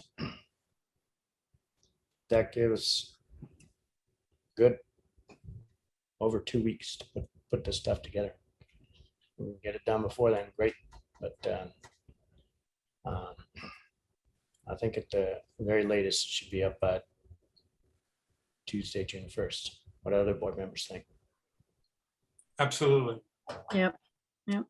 I'd rather see it right than soon. Yep.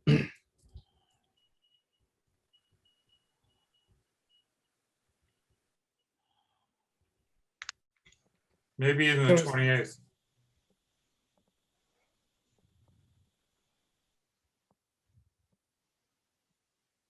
How are we going to review this? I mean, are we just going to say, okay, Eli, Greg, go do it, and it shows up and we look at it, I look at it and say, that doesn't represent what I think at all.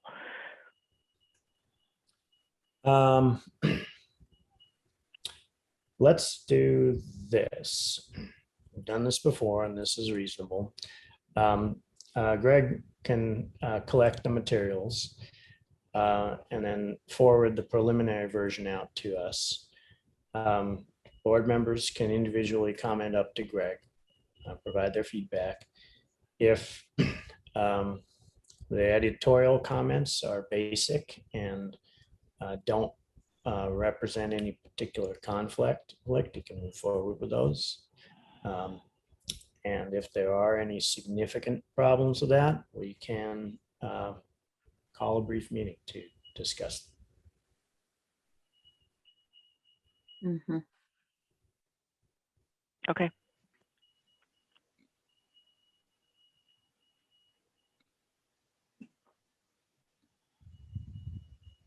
All right. Any other comments or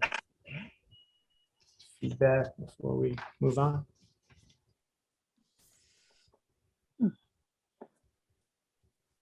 Eli, I'd like to help out on the frequently asked questions. Absolutely. Likewise, Eli, I'd like to as well. 2 volunteers. You're up. All right. think that's going to be it for tonight on plans for the dispatch options discussion.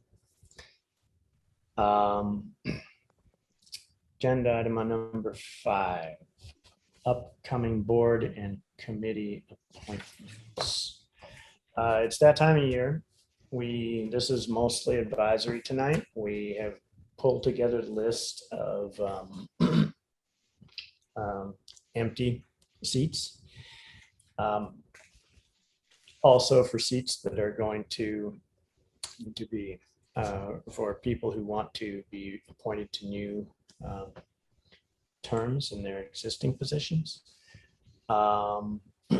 So board members now have the full package of occupants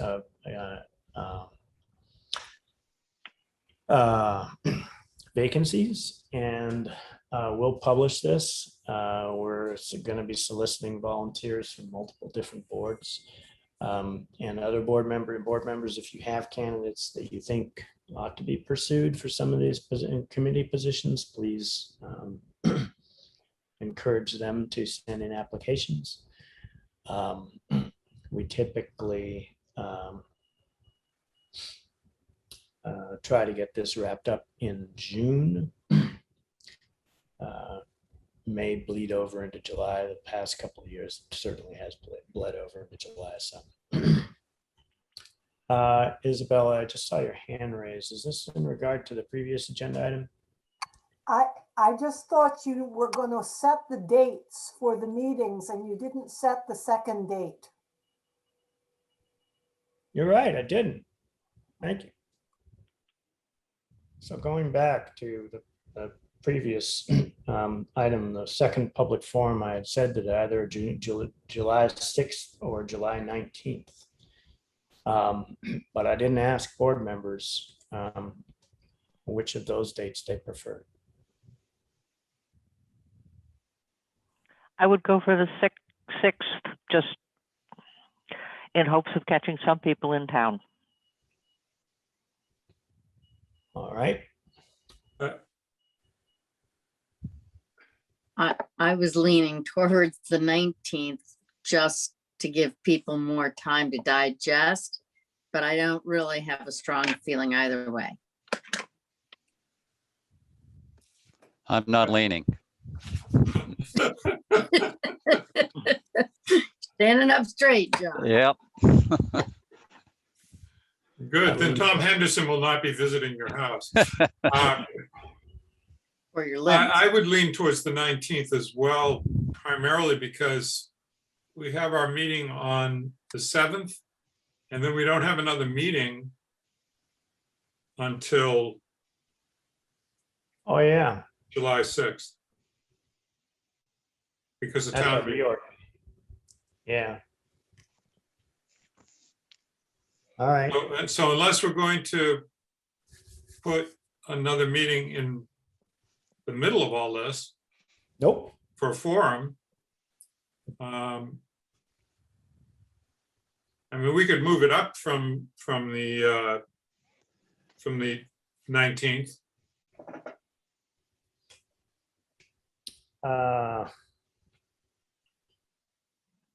It's pretty important piece of work that needs to be done here. It is. Because there's a lot of emotion around it, and getting clarity around what the facts are is going to be pretty important.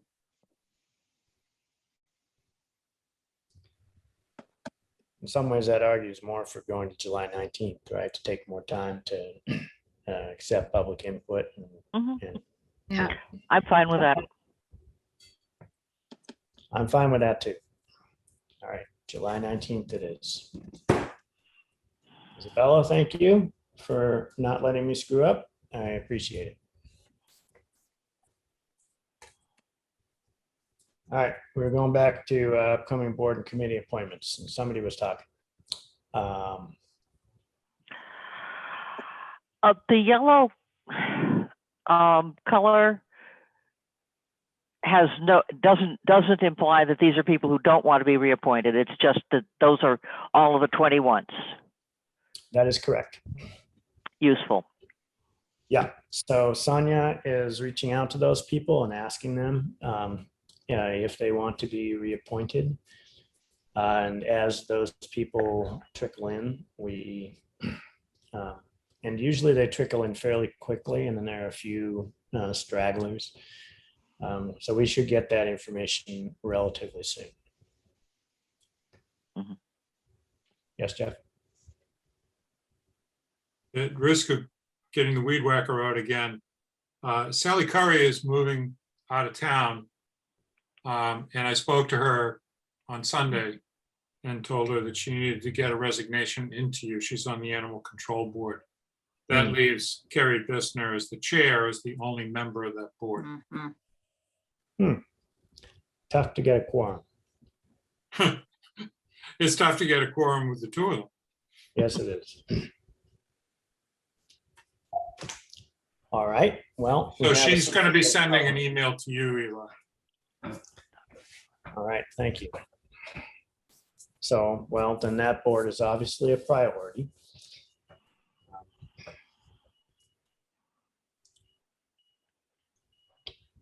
Members of the public, if you know people who wish to serve on the Animal Control Board, please encourage them to send applications in. Always a tough one. Well, yeah, it's always, some people are the right fit. It's just a little tricky finding. All right, other comments on the committee list right now?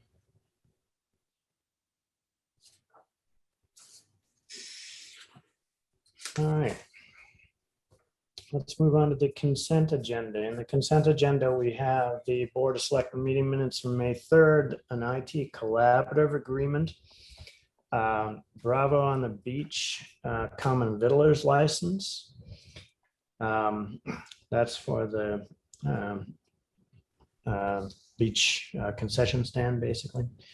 Approving council for a regional public health intermunicipal agreement. So what we're doing there is we're looking at negotiating a regional public health agreement between multiple towns, and our town council serves multiple different towns. So before they work on any intermunicipal agreement, they typically send out a letter saying, hey, we think we can be unbiased and serve both of you, but the various different municipalities have to agree.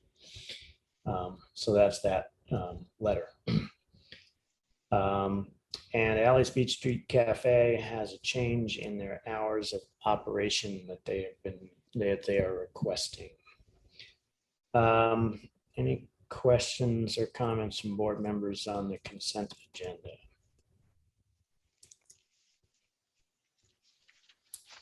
Can I get a motion to approve the consent agenda? So moved. Second. Any discussion?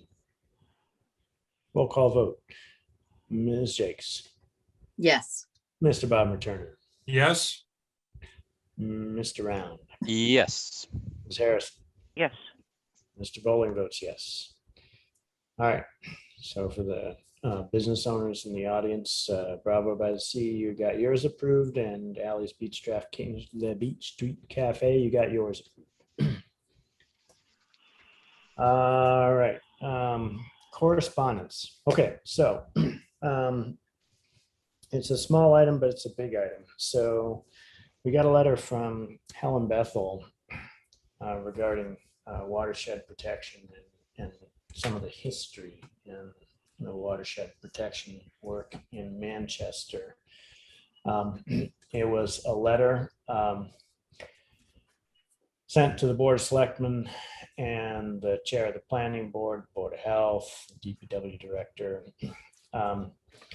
And it included a package, including quite a lot of work that was done back in 1990, well before my time, with regard to Water Resources Protection Plan, which was created for the town by Horsley, Witten, Hagman in 1990. That the Whitten there is the John Whitten, who is currently one of the town attorneys. He's done a lot of work for the town over the years. Source water assessment program created for the water department by the Mass DP 2003. And at the time, there were a number of recommendations made. And when I say at the time, I mean 1990. Some of those recommendations were not entirely followed up upon. The request from the in the letter is that we, the various different boards review, I think importantly, the Board of Selectmen review the contents of that package and consider whether or not any of those recommendations should be revisited, particularly in light of proposals to consider some development according to the master plan, as approved in the master plan up in the limited commercial district. So we're recognizing that we have received this package, and it's a lot of material to process, hundreds of pages, in fact. So it's in correspondence, but I want to recognize that this board will be looking at those materials and discussing them in greater depth at some point in the coming weeks and months. Any comments from board members on that before I proceed?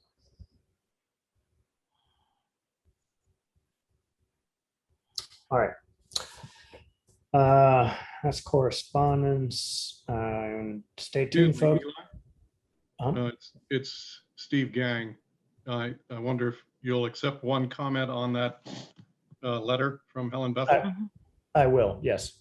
Thank you. She inadvertently presented it as a correspondence from her, and in fact, it's a recommendation voted on by the Open Space and Recreation Committee after considerable deliberation and review of those lengthy materials, and then put before the Conservation Commission and endorsed unanimously by the Conservation Commission. So it should have a little more force, perhaps, than one resident, although she's incredibly well informed. Thank you, I appreciate it. Yes, I see the nuance there. I wasn't aware that the Concom had also endorsed, but that's all right. Okay, so we will be reviewing that, as I said. All right, so we have two more items. One is the town administrator's report, and then there's the other matters, and I'm going to come back to Governor Baker's opening, the revisiting of his opening dates, because we actually do have some decisions to make tonight, most likely, that can affect businesses. All right, Greg, town administrator's report. Sure. Thank you, Eli. Start off with, we have bids from 3 different firms for continuing on with solid waste collection, recycling collections. We'll be reviewing those bids over the next couple of weeks and hope to have a recommendation for you at your meeting on June 7th to proceed with a new contract that would start July 1. So that is underway. Elections, town elections are tomorrow from 7 a.m. to 8 p.m. at the high school in the cafeteria there. New clerk Diane Bucco has done a great job getting things ready and has a good cadre of volunteers to help. So we're hoping it's a busy day, hoping that people come out and exercise your civic duty in voting. So we encourage everyone to do that sometime tomorrow. And I'm following up on that. Annual town meeting time around the corner. We'll be having annual town meeting on June 21st. And the booklets will be coming out and sent to all residences a week or so before that meeting, we'll be getting the reports back from the printers fairly soon and getting those up on the website as well. On the COVID side, just a couple of quick notes on pop-up clinics. Conley's has done a few in the last couple of weeks. Pretty well subscribed. We've probably served about 800 or so residents in the different clinics. Saw a lot of younger people at the last two clinics, which was great to see.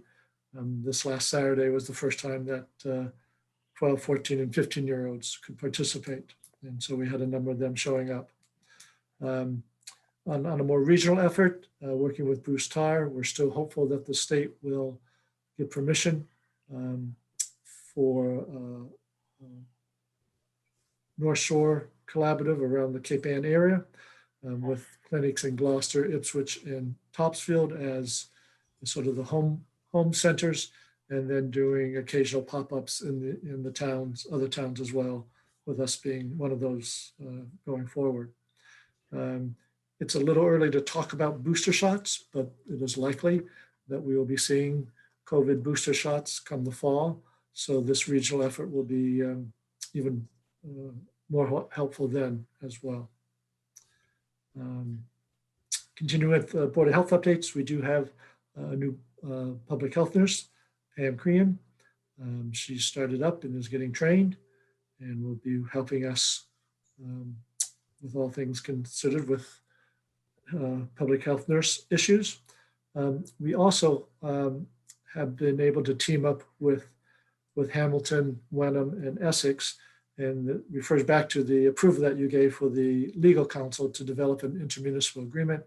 And this grant will allow us, the 4 towns, to hire a regional nurse to support our current local nurses. So each of the 4 towns have very part-time public health nurses, and certainly COVID proved how difficult and challenging it can be to have a very part-time public health nurse when a big disease management issue comes up. And so this effort will help us be better prepared as we go forward and provide support to our local public health nurses in each of the 4 towns. It also will provide funding for mental health specialists to serve the communities with a particular focus on the 2 regional school districts, ours and Hamilton and Wenham's regional district. So that's good news. It's a 3-year grant that'll help us advance our public health services and expertise. A couple of other notes. The parking enforcement starting up on Friday, Saturday, and Sundays between now and July, and then starting full-time July 1. On the DPW side, the flushing of the water lines will wrap up this week. Also starting this week or into next, the state gave us pretty short notice. They just told us last week that they will be doing a mill and an overlay paving, grinding down the pavement on Bridge Street, going towards Beverly. And that'll be ground down and then repaved between now and the first week of June. And also the MBTA is going to be replacing the bridge decking on Harbor Street as you make your way towards Tux Point. So that is going to be, that bridge will be actually closed starting the evening of the 24th of May and reopening the morning of the 26th. So people will have to take the long way around going towards Beverly and turn on Boardman Avenue in order to get out to Tux Point on the 24th in the evening, or mostly it's the 25th. May 25th is when that'll be the biggest impact there. But it should be operational by the morning of the 26th. And then if the weather is supposed to be as good as it was today, we'll be doing line painting around town tomorrow. And other than that, well, I'll save the last one for, we'll talk a little bit about the governor's rescinding in just a minute. And so one of the questions that came up was, what about fireworks? So we'll save that for just a minute. Yeah.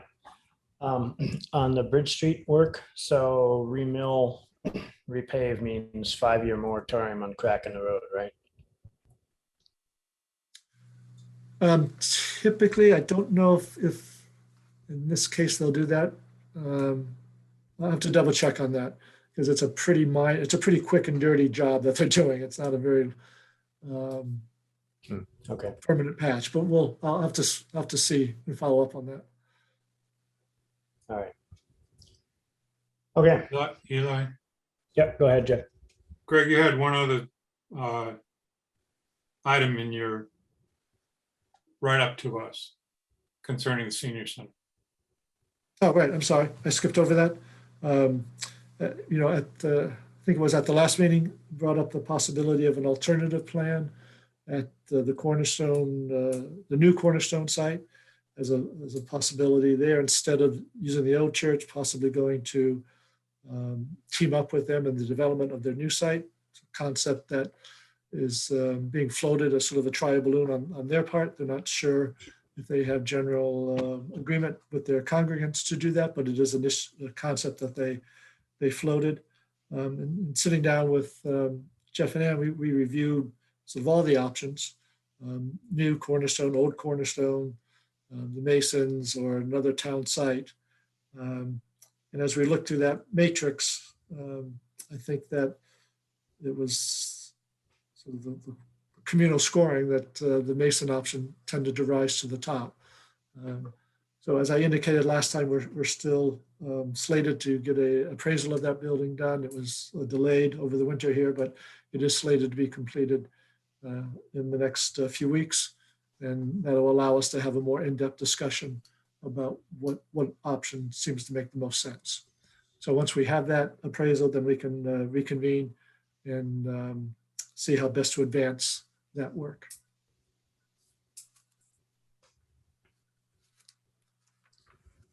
Okay.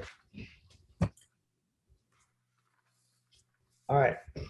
Let's move on to item 9, which is other matters as may not have been reasonably anticipated by the chair, which this certainly was not anticipated by the chair. So Governor Baker in his last guidance in general, the state had been saying that they would be going to a full reopening on August 1st. And they have now, as of today, rolled that all the way back to May 29th, with the exception that face mask coverings will still be required on public transportation. But as far as businesses and other concerns are concerned, full reopening 100% in normal operations is going to be effective May 29th. Now, he did leave it up to private businesses whether or not they wanted to continue to enforce on their own private properties as for their employees or for their customers, whether or not they wanted people to use face masks. That's up to the businesses to decide. But there will no longer be any restrictions on the way businesses operate from the standpoint of the state. And effective June 15th, the state's emergency declaration will be rescinded. That's the point that we need to talk about. One of the points that we actually really do need to talk about tonight. There are two aspects that the board has to make specific decisions about. One is related to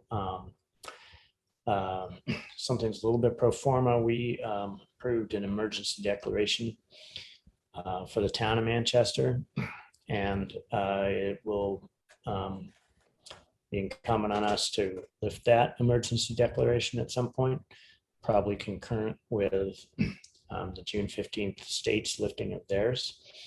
And the second is So our authorization for extending town meeting actually is fine because that one persists 30 days after the state's, I think it's at least 30 days after the state lifts their emergency declaration. However, we're pretty sure that the special dispensation for alcohol licenses extending to outdoor dining dissipates immediately on the lifting of the state's state of emergency. So it is probably the case that we need to give the restaurants a heads up effective now that the sidewalk dining is likely to go away on June 15th. And I wanted to have a little conversation with board members and Greg about this tonight, because if that's the case, they really deserve a heads up right away. So Greg, do you have anything to add to that? So just the only addition is that I know that there is legislative efforts underway to allow outdoor dining to continue beyond that emergency declaration at a local option.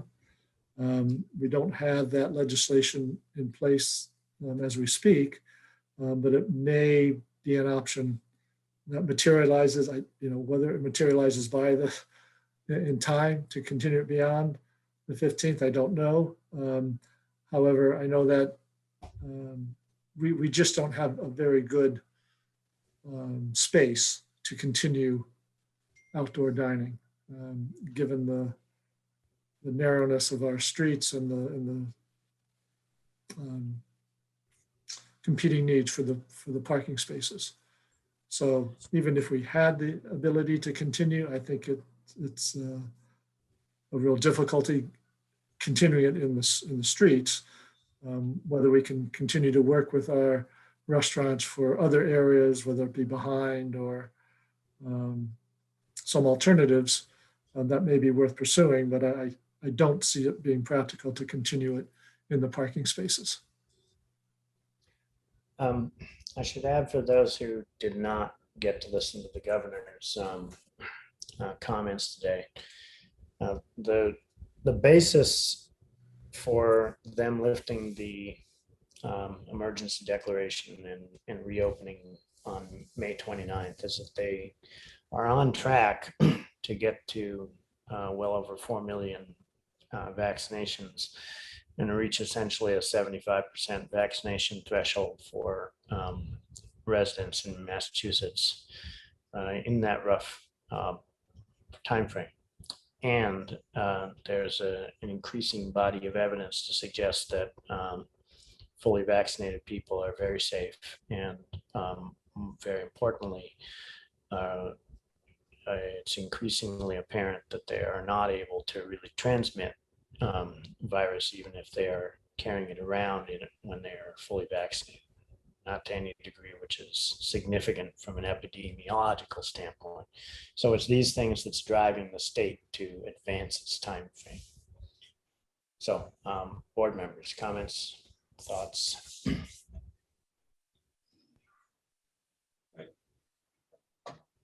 Did the governor today, when he presented this, because I've only seen write-ups from MMA and Boston Globe, did he actually talk about restaurants and what would happen with restaurants in his presentation?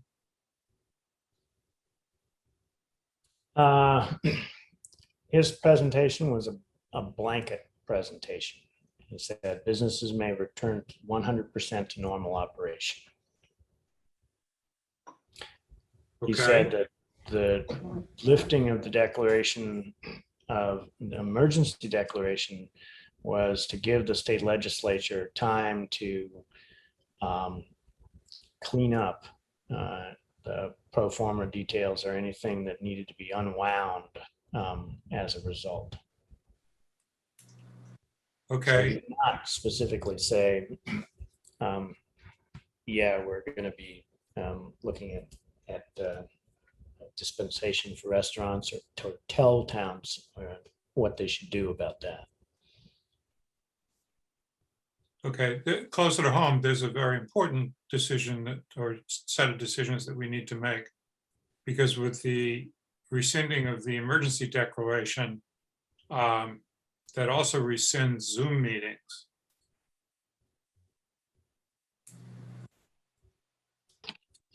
So Correct. we're put into a position where we're going to need to have public meetings in a public space.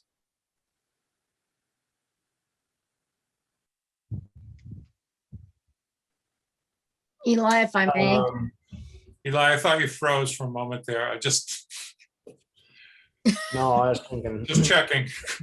I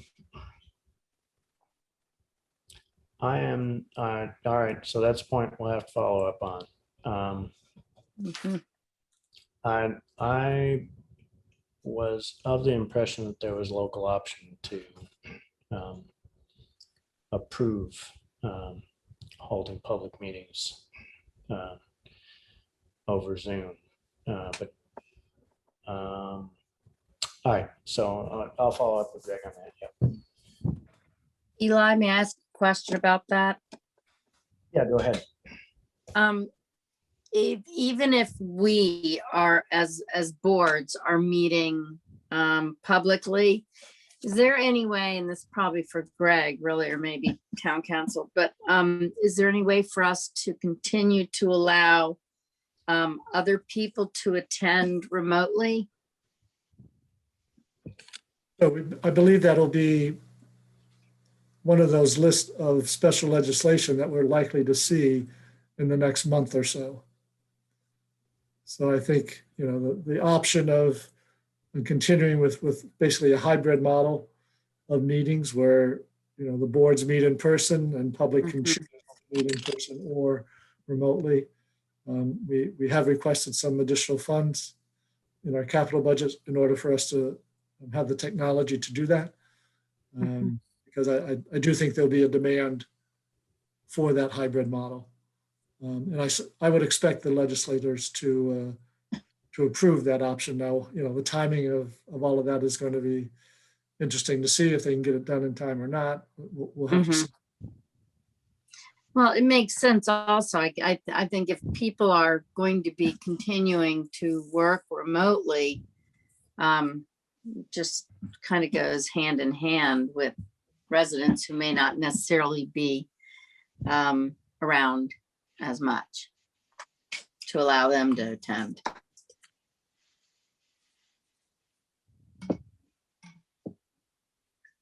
Thank you.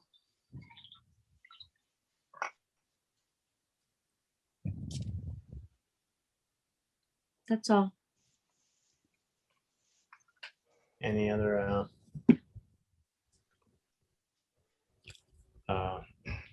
board members have comments? Oh, there was one other point. So I believe that the governor did express some flexibility if municipalities had specific or specialized concerns that they wanted to be slower in some respects, that they would be supportive of that, but I doubt very much that it extends to the alcohol licenses.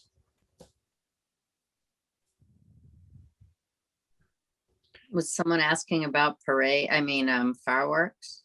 Oh, right. Yeah. So, Greg, did we get some additional questions about fireworks? I mean, I know that there have been questions about the parade. The issue with the parade is we made our decisions regarding the parades back when in the time frame when you had to be lining up your ducks and telling performance groups that they would be there, giving people a heads up. It's something that has to be done months ahead of time. You can't arrange for parade elements on very short notice. So when we made our decisions, it was unclear what the vaccination availability was going to be. So I think the parade decisions are still have to stay where they are. And I think the same is true of fireworks. But Greg, what additional questions have you heard? So it's easier to scramble on the firework issue than it is on the parade issue. So if there was interest in trying to organize fireworks for this year, it's possible that we could still do that, though we need to act fairly quickly in the next week or so to see if that could come together. So I think from Cheryl's perspective and Todd's police and park and rec, they're willing to try to pull that together, but they need to know that very soon.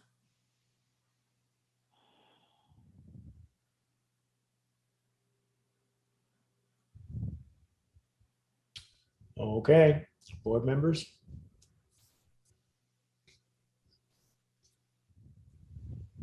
Eli, if I may. Mm-hmm.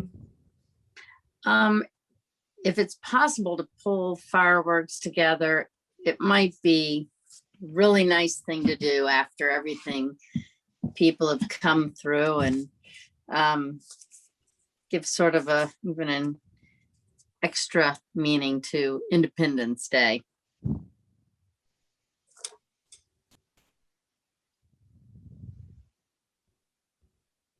Yeah. I, in spirit, I agree with Becky. My concern is if we're one of very few towns that are doing fireworks, we're going to get flooded with people.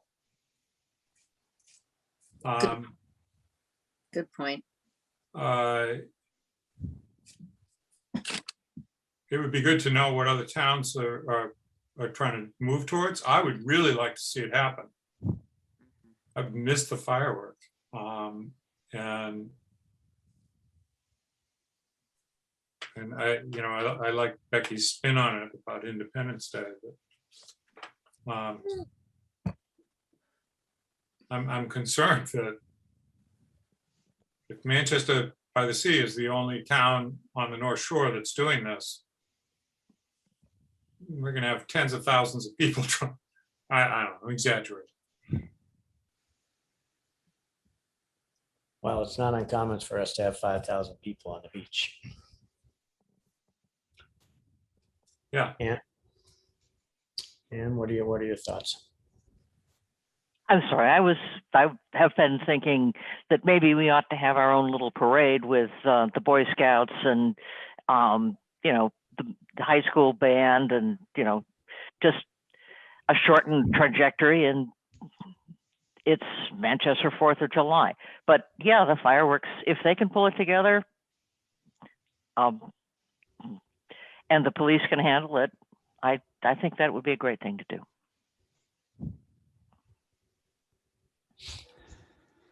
And I'm in favor as well, Eli. I think it's a good idea. I mean, every year I know that the police manage it with no parking going, I don't know, a mile and a half away or something. If you really want to go to the fireworks, you're going to have to walk. And I mean, it's worth calling some of the other towns and say, what are you doing? But I'm not too worried about oversubscription, because it's tough. It's tough getting to the beach. Firework nights. All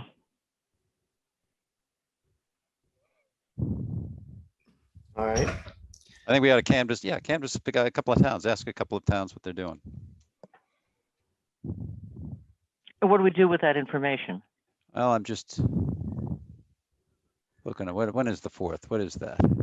It's not very long from now. No, I know. I'm just looking at what day of the week. But they have to arrange Sunday. it. Sunday this year. Sunday.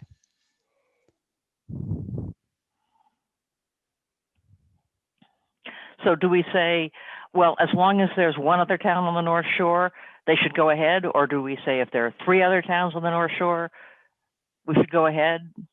I just want to have Todd sign off on that he can handle it if it's just our town.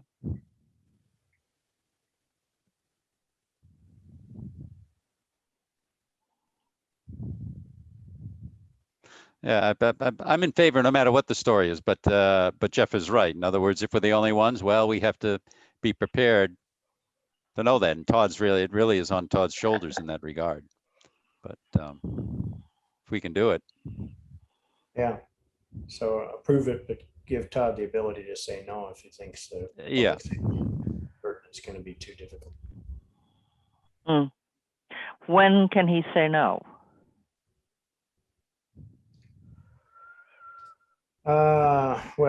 I guess the idea would be what, Greg, they'd have to, if they get the feedback from us, they go see whether or not it's feasible. And then before they do a public notice, they make that decision, right?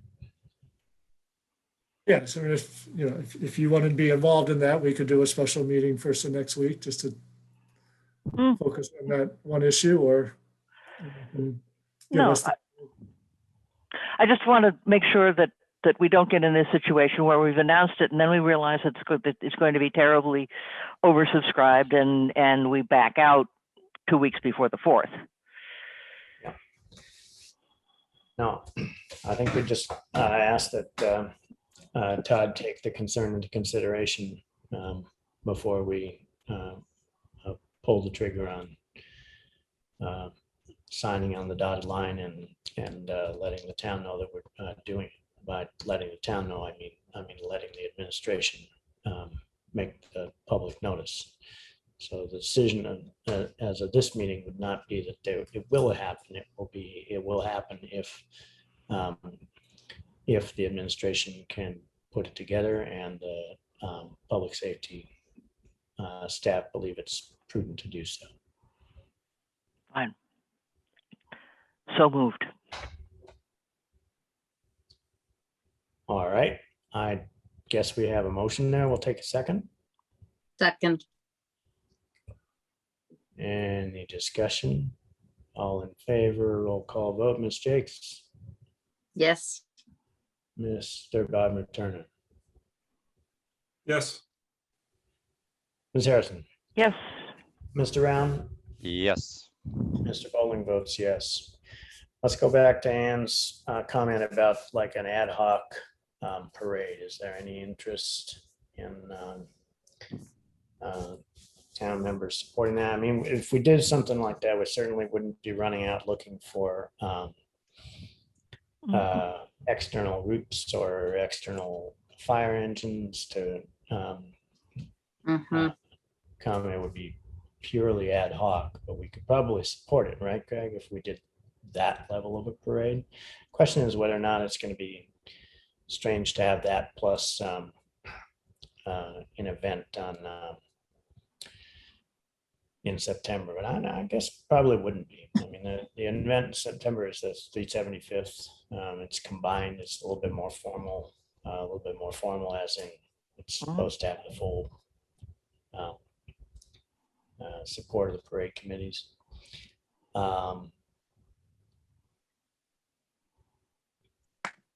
I don't know. I think it might be a nice idea, especially I think the ad hoc idea really does appeal to me, in that it's not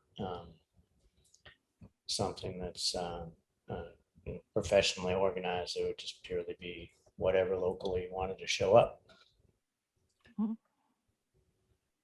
Jeff, you look. I feel like we're stepping on Cheryl's territory. Yeah, a little bit. By saying, "Oh, let's do this ad hoc thing," but she's going to have the thing dropped in her lap. Yeah, I agree that that's true.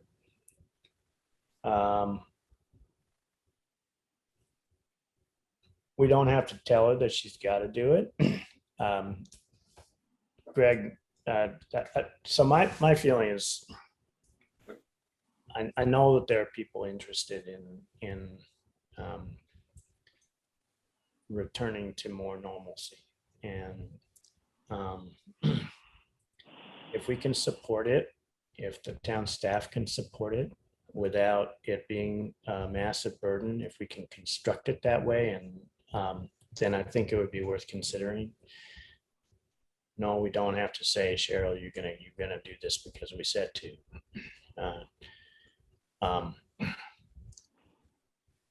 But how about, there's not a lot of time. Well, there's actually, there doesn't have to be quite as much time, right? Because with a purely ad hoc thing where you're not obtaining professional services, you could go up to like 2 weeks ahead of the actual date, and whatever shows up, shows up. So Cheryl would have a little bit of time to say, yeah, I could support this and get back to us. So we don't have to do quite the same decision-making process as we do with fireworks. We could just ask Cheryl if she could support something on a very ad hoc basis.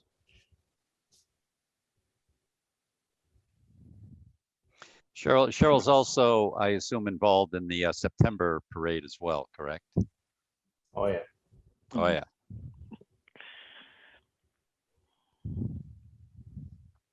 Greg, what's your thought? Well, I have not talked to her at all about it, so I really would like to have a chance to do that and get her thoughts and get the committee's thoughts on it as well.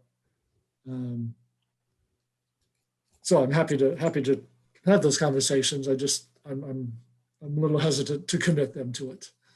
All right. But this is something we can certainly, talk to them. If there's any interest, fine. If not, fine. We can certainly add that to our next full meeting. Yeah.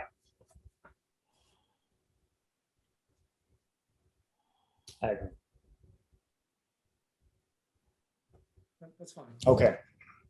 I think we've got the decisions we need for tonight.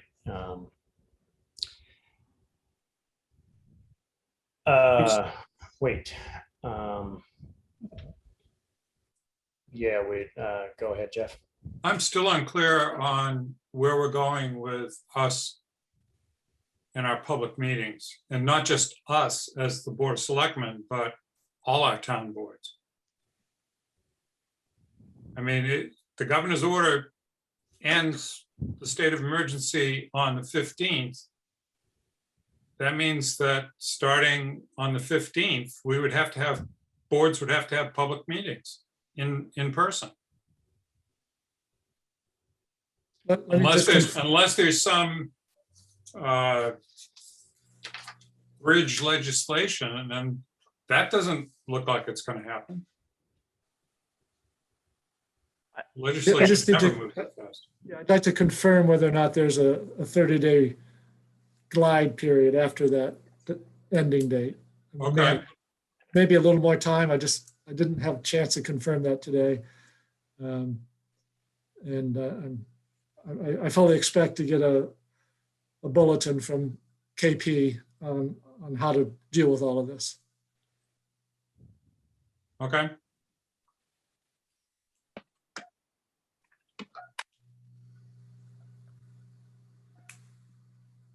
Okay.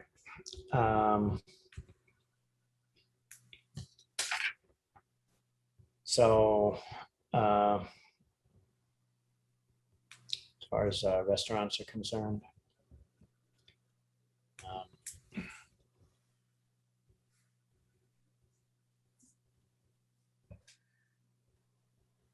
is that a question, Eli?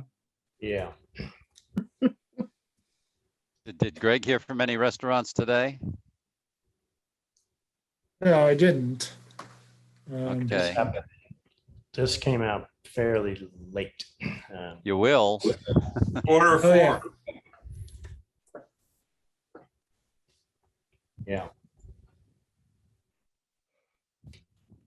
So I do believe that we need to give them a heads up that it's likely that the sidewalk dining will become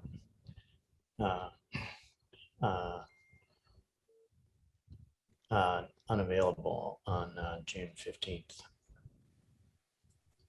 Did I understand correctly that what comes to an end is the special exemption that allows the serving of alcohol outside? Yes. So food, yeah, right. if they come to us and say just food? Well, that's the other question for us. So we said that we would revisit this topic once a month, and yeah, it's in some respects it is a decision for us to make. I am also very sensitive to the other businesses, and I am find it difficult to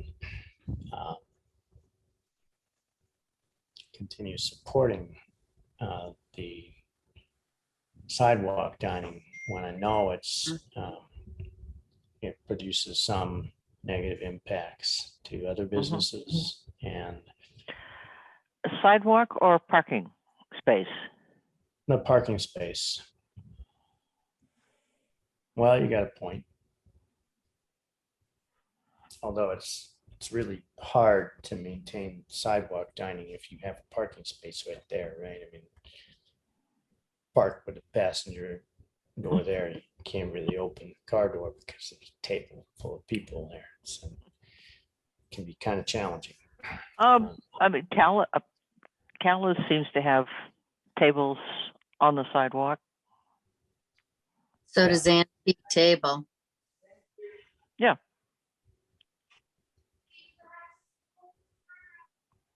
If the tables are against the building. But,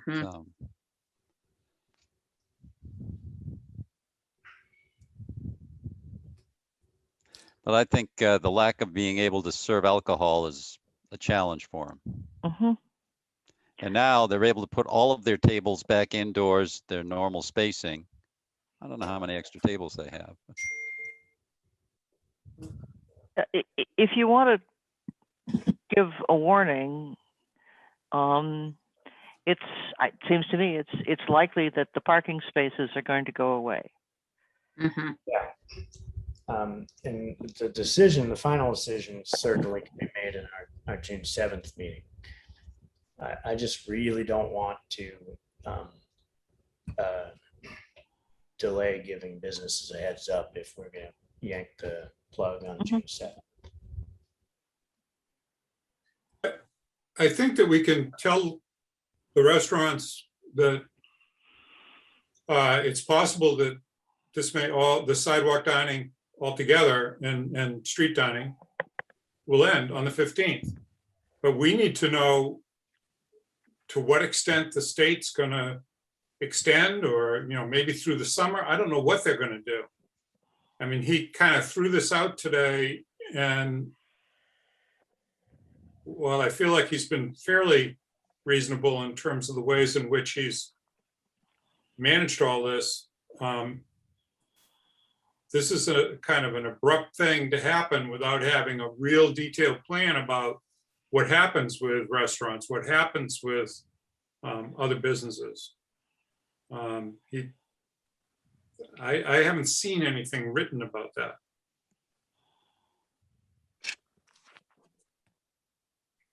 So my thought about this, Eli, is that I support your idea of informing and making clear to the restaurants that this may all roll up on the 15th. But we don't know whether we're going to have state support for going any further than that. And I agree with you. I'm very much concerned about the retail outlets.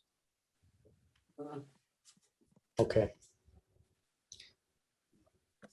All right, so we push the actual decisions out until June 7th, but we give the businesses a heads up.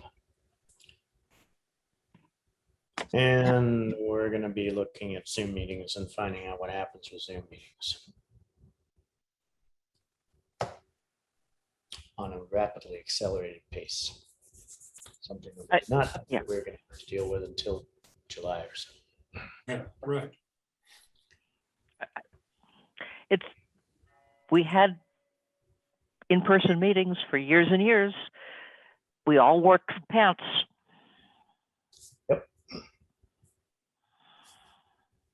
I don't, We did. And how hard is it we'll- going to be to get back to?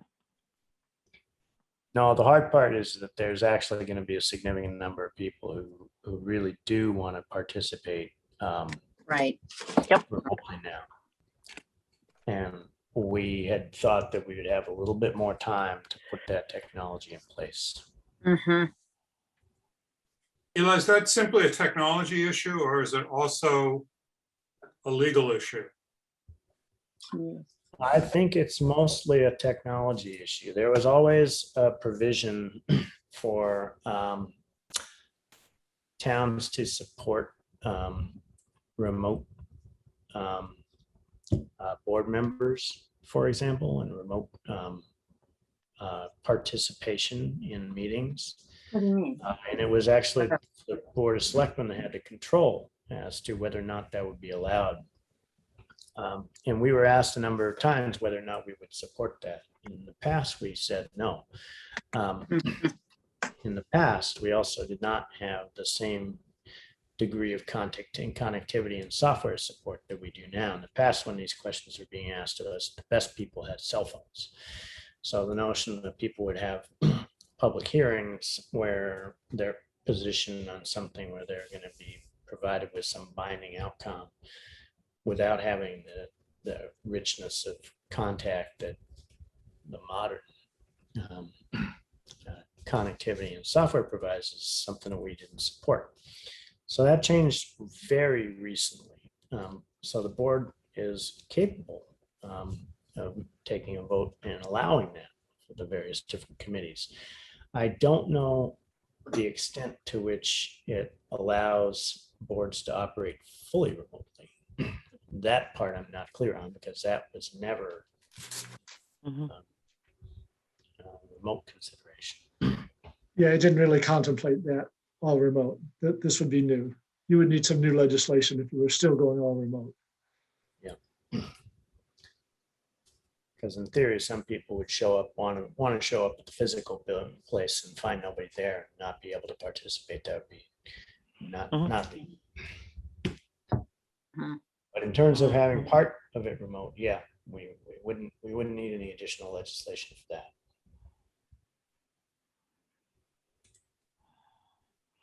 So we broadcast the Zoom screen on, so we can see and the hands and the people who choose to share their faces and.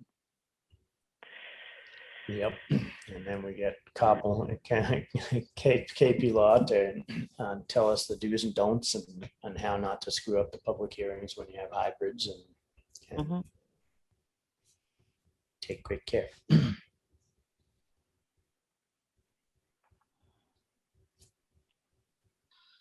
Maybe we should move the hearing on the 19th back to the 6th. No, sorry, that's the 19th of. Sorry. I am prolonging something that need not be prolonged. Okay. All right. Any other comments? Jeff, we've got it. Yeah. My lips are sealed, Bila. Yeah. All right. Well, we got a little bit more scrambling to do, but not too bad. Could be worse. Could be lots worse. Any other comments from board members? Is this your last meeting as chair? No, it is not. There's still the June 7th meeting, and then technically the annual town meeting. Then quack, quack, quack. You ready to be chair there, Jeff? No. Not ready. All right. Could I get a motion to adjourn this lovely meeting? So moved. Second. Any discussion? All in favor, roll call vote. Ms. Jakes?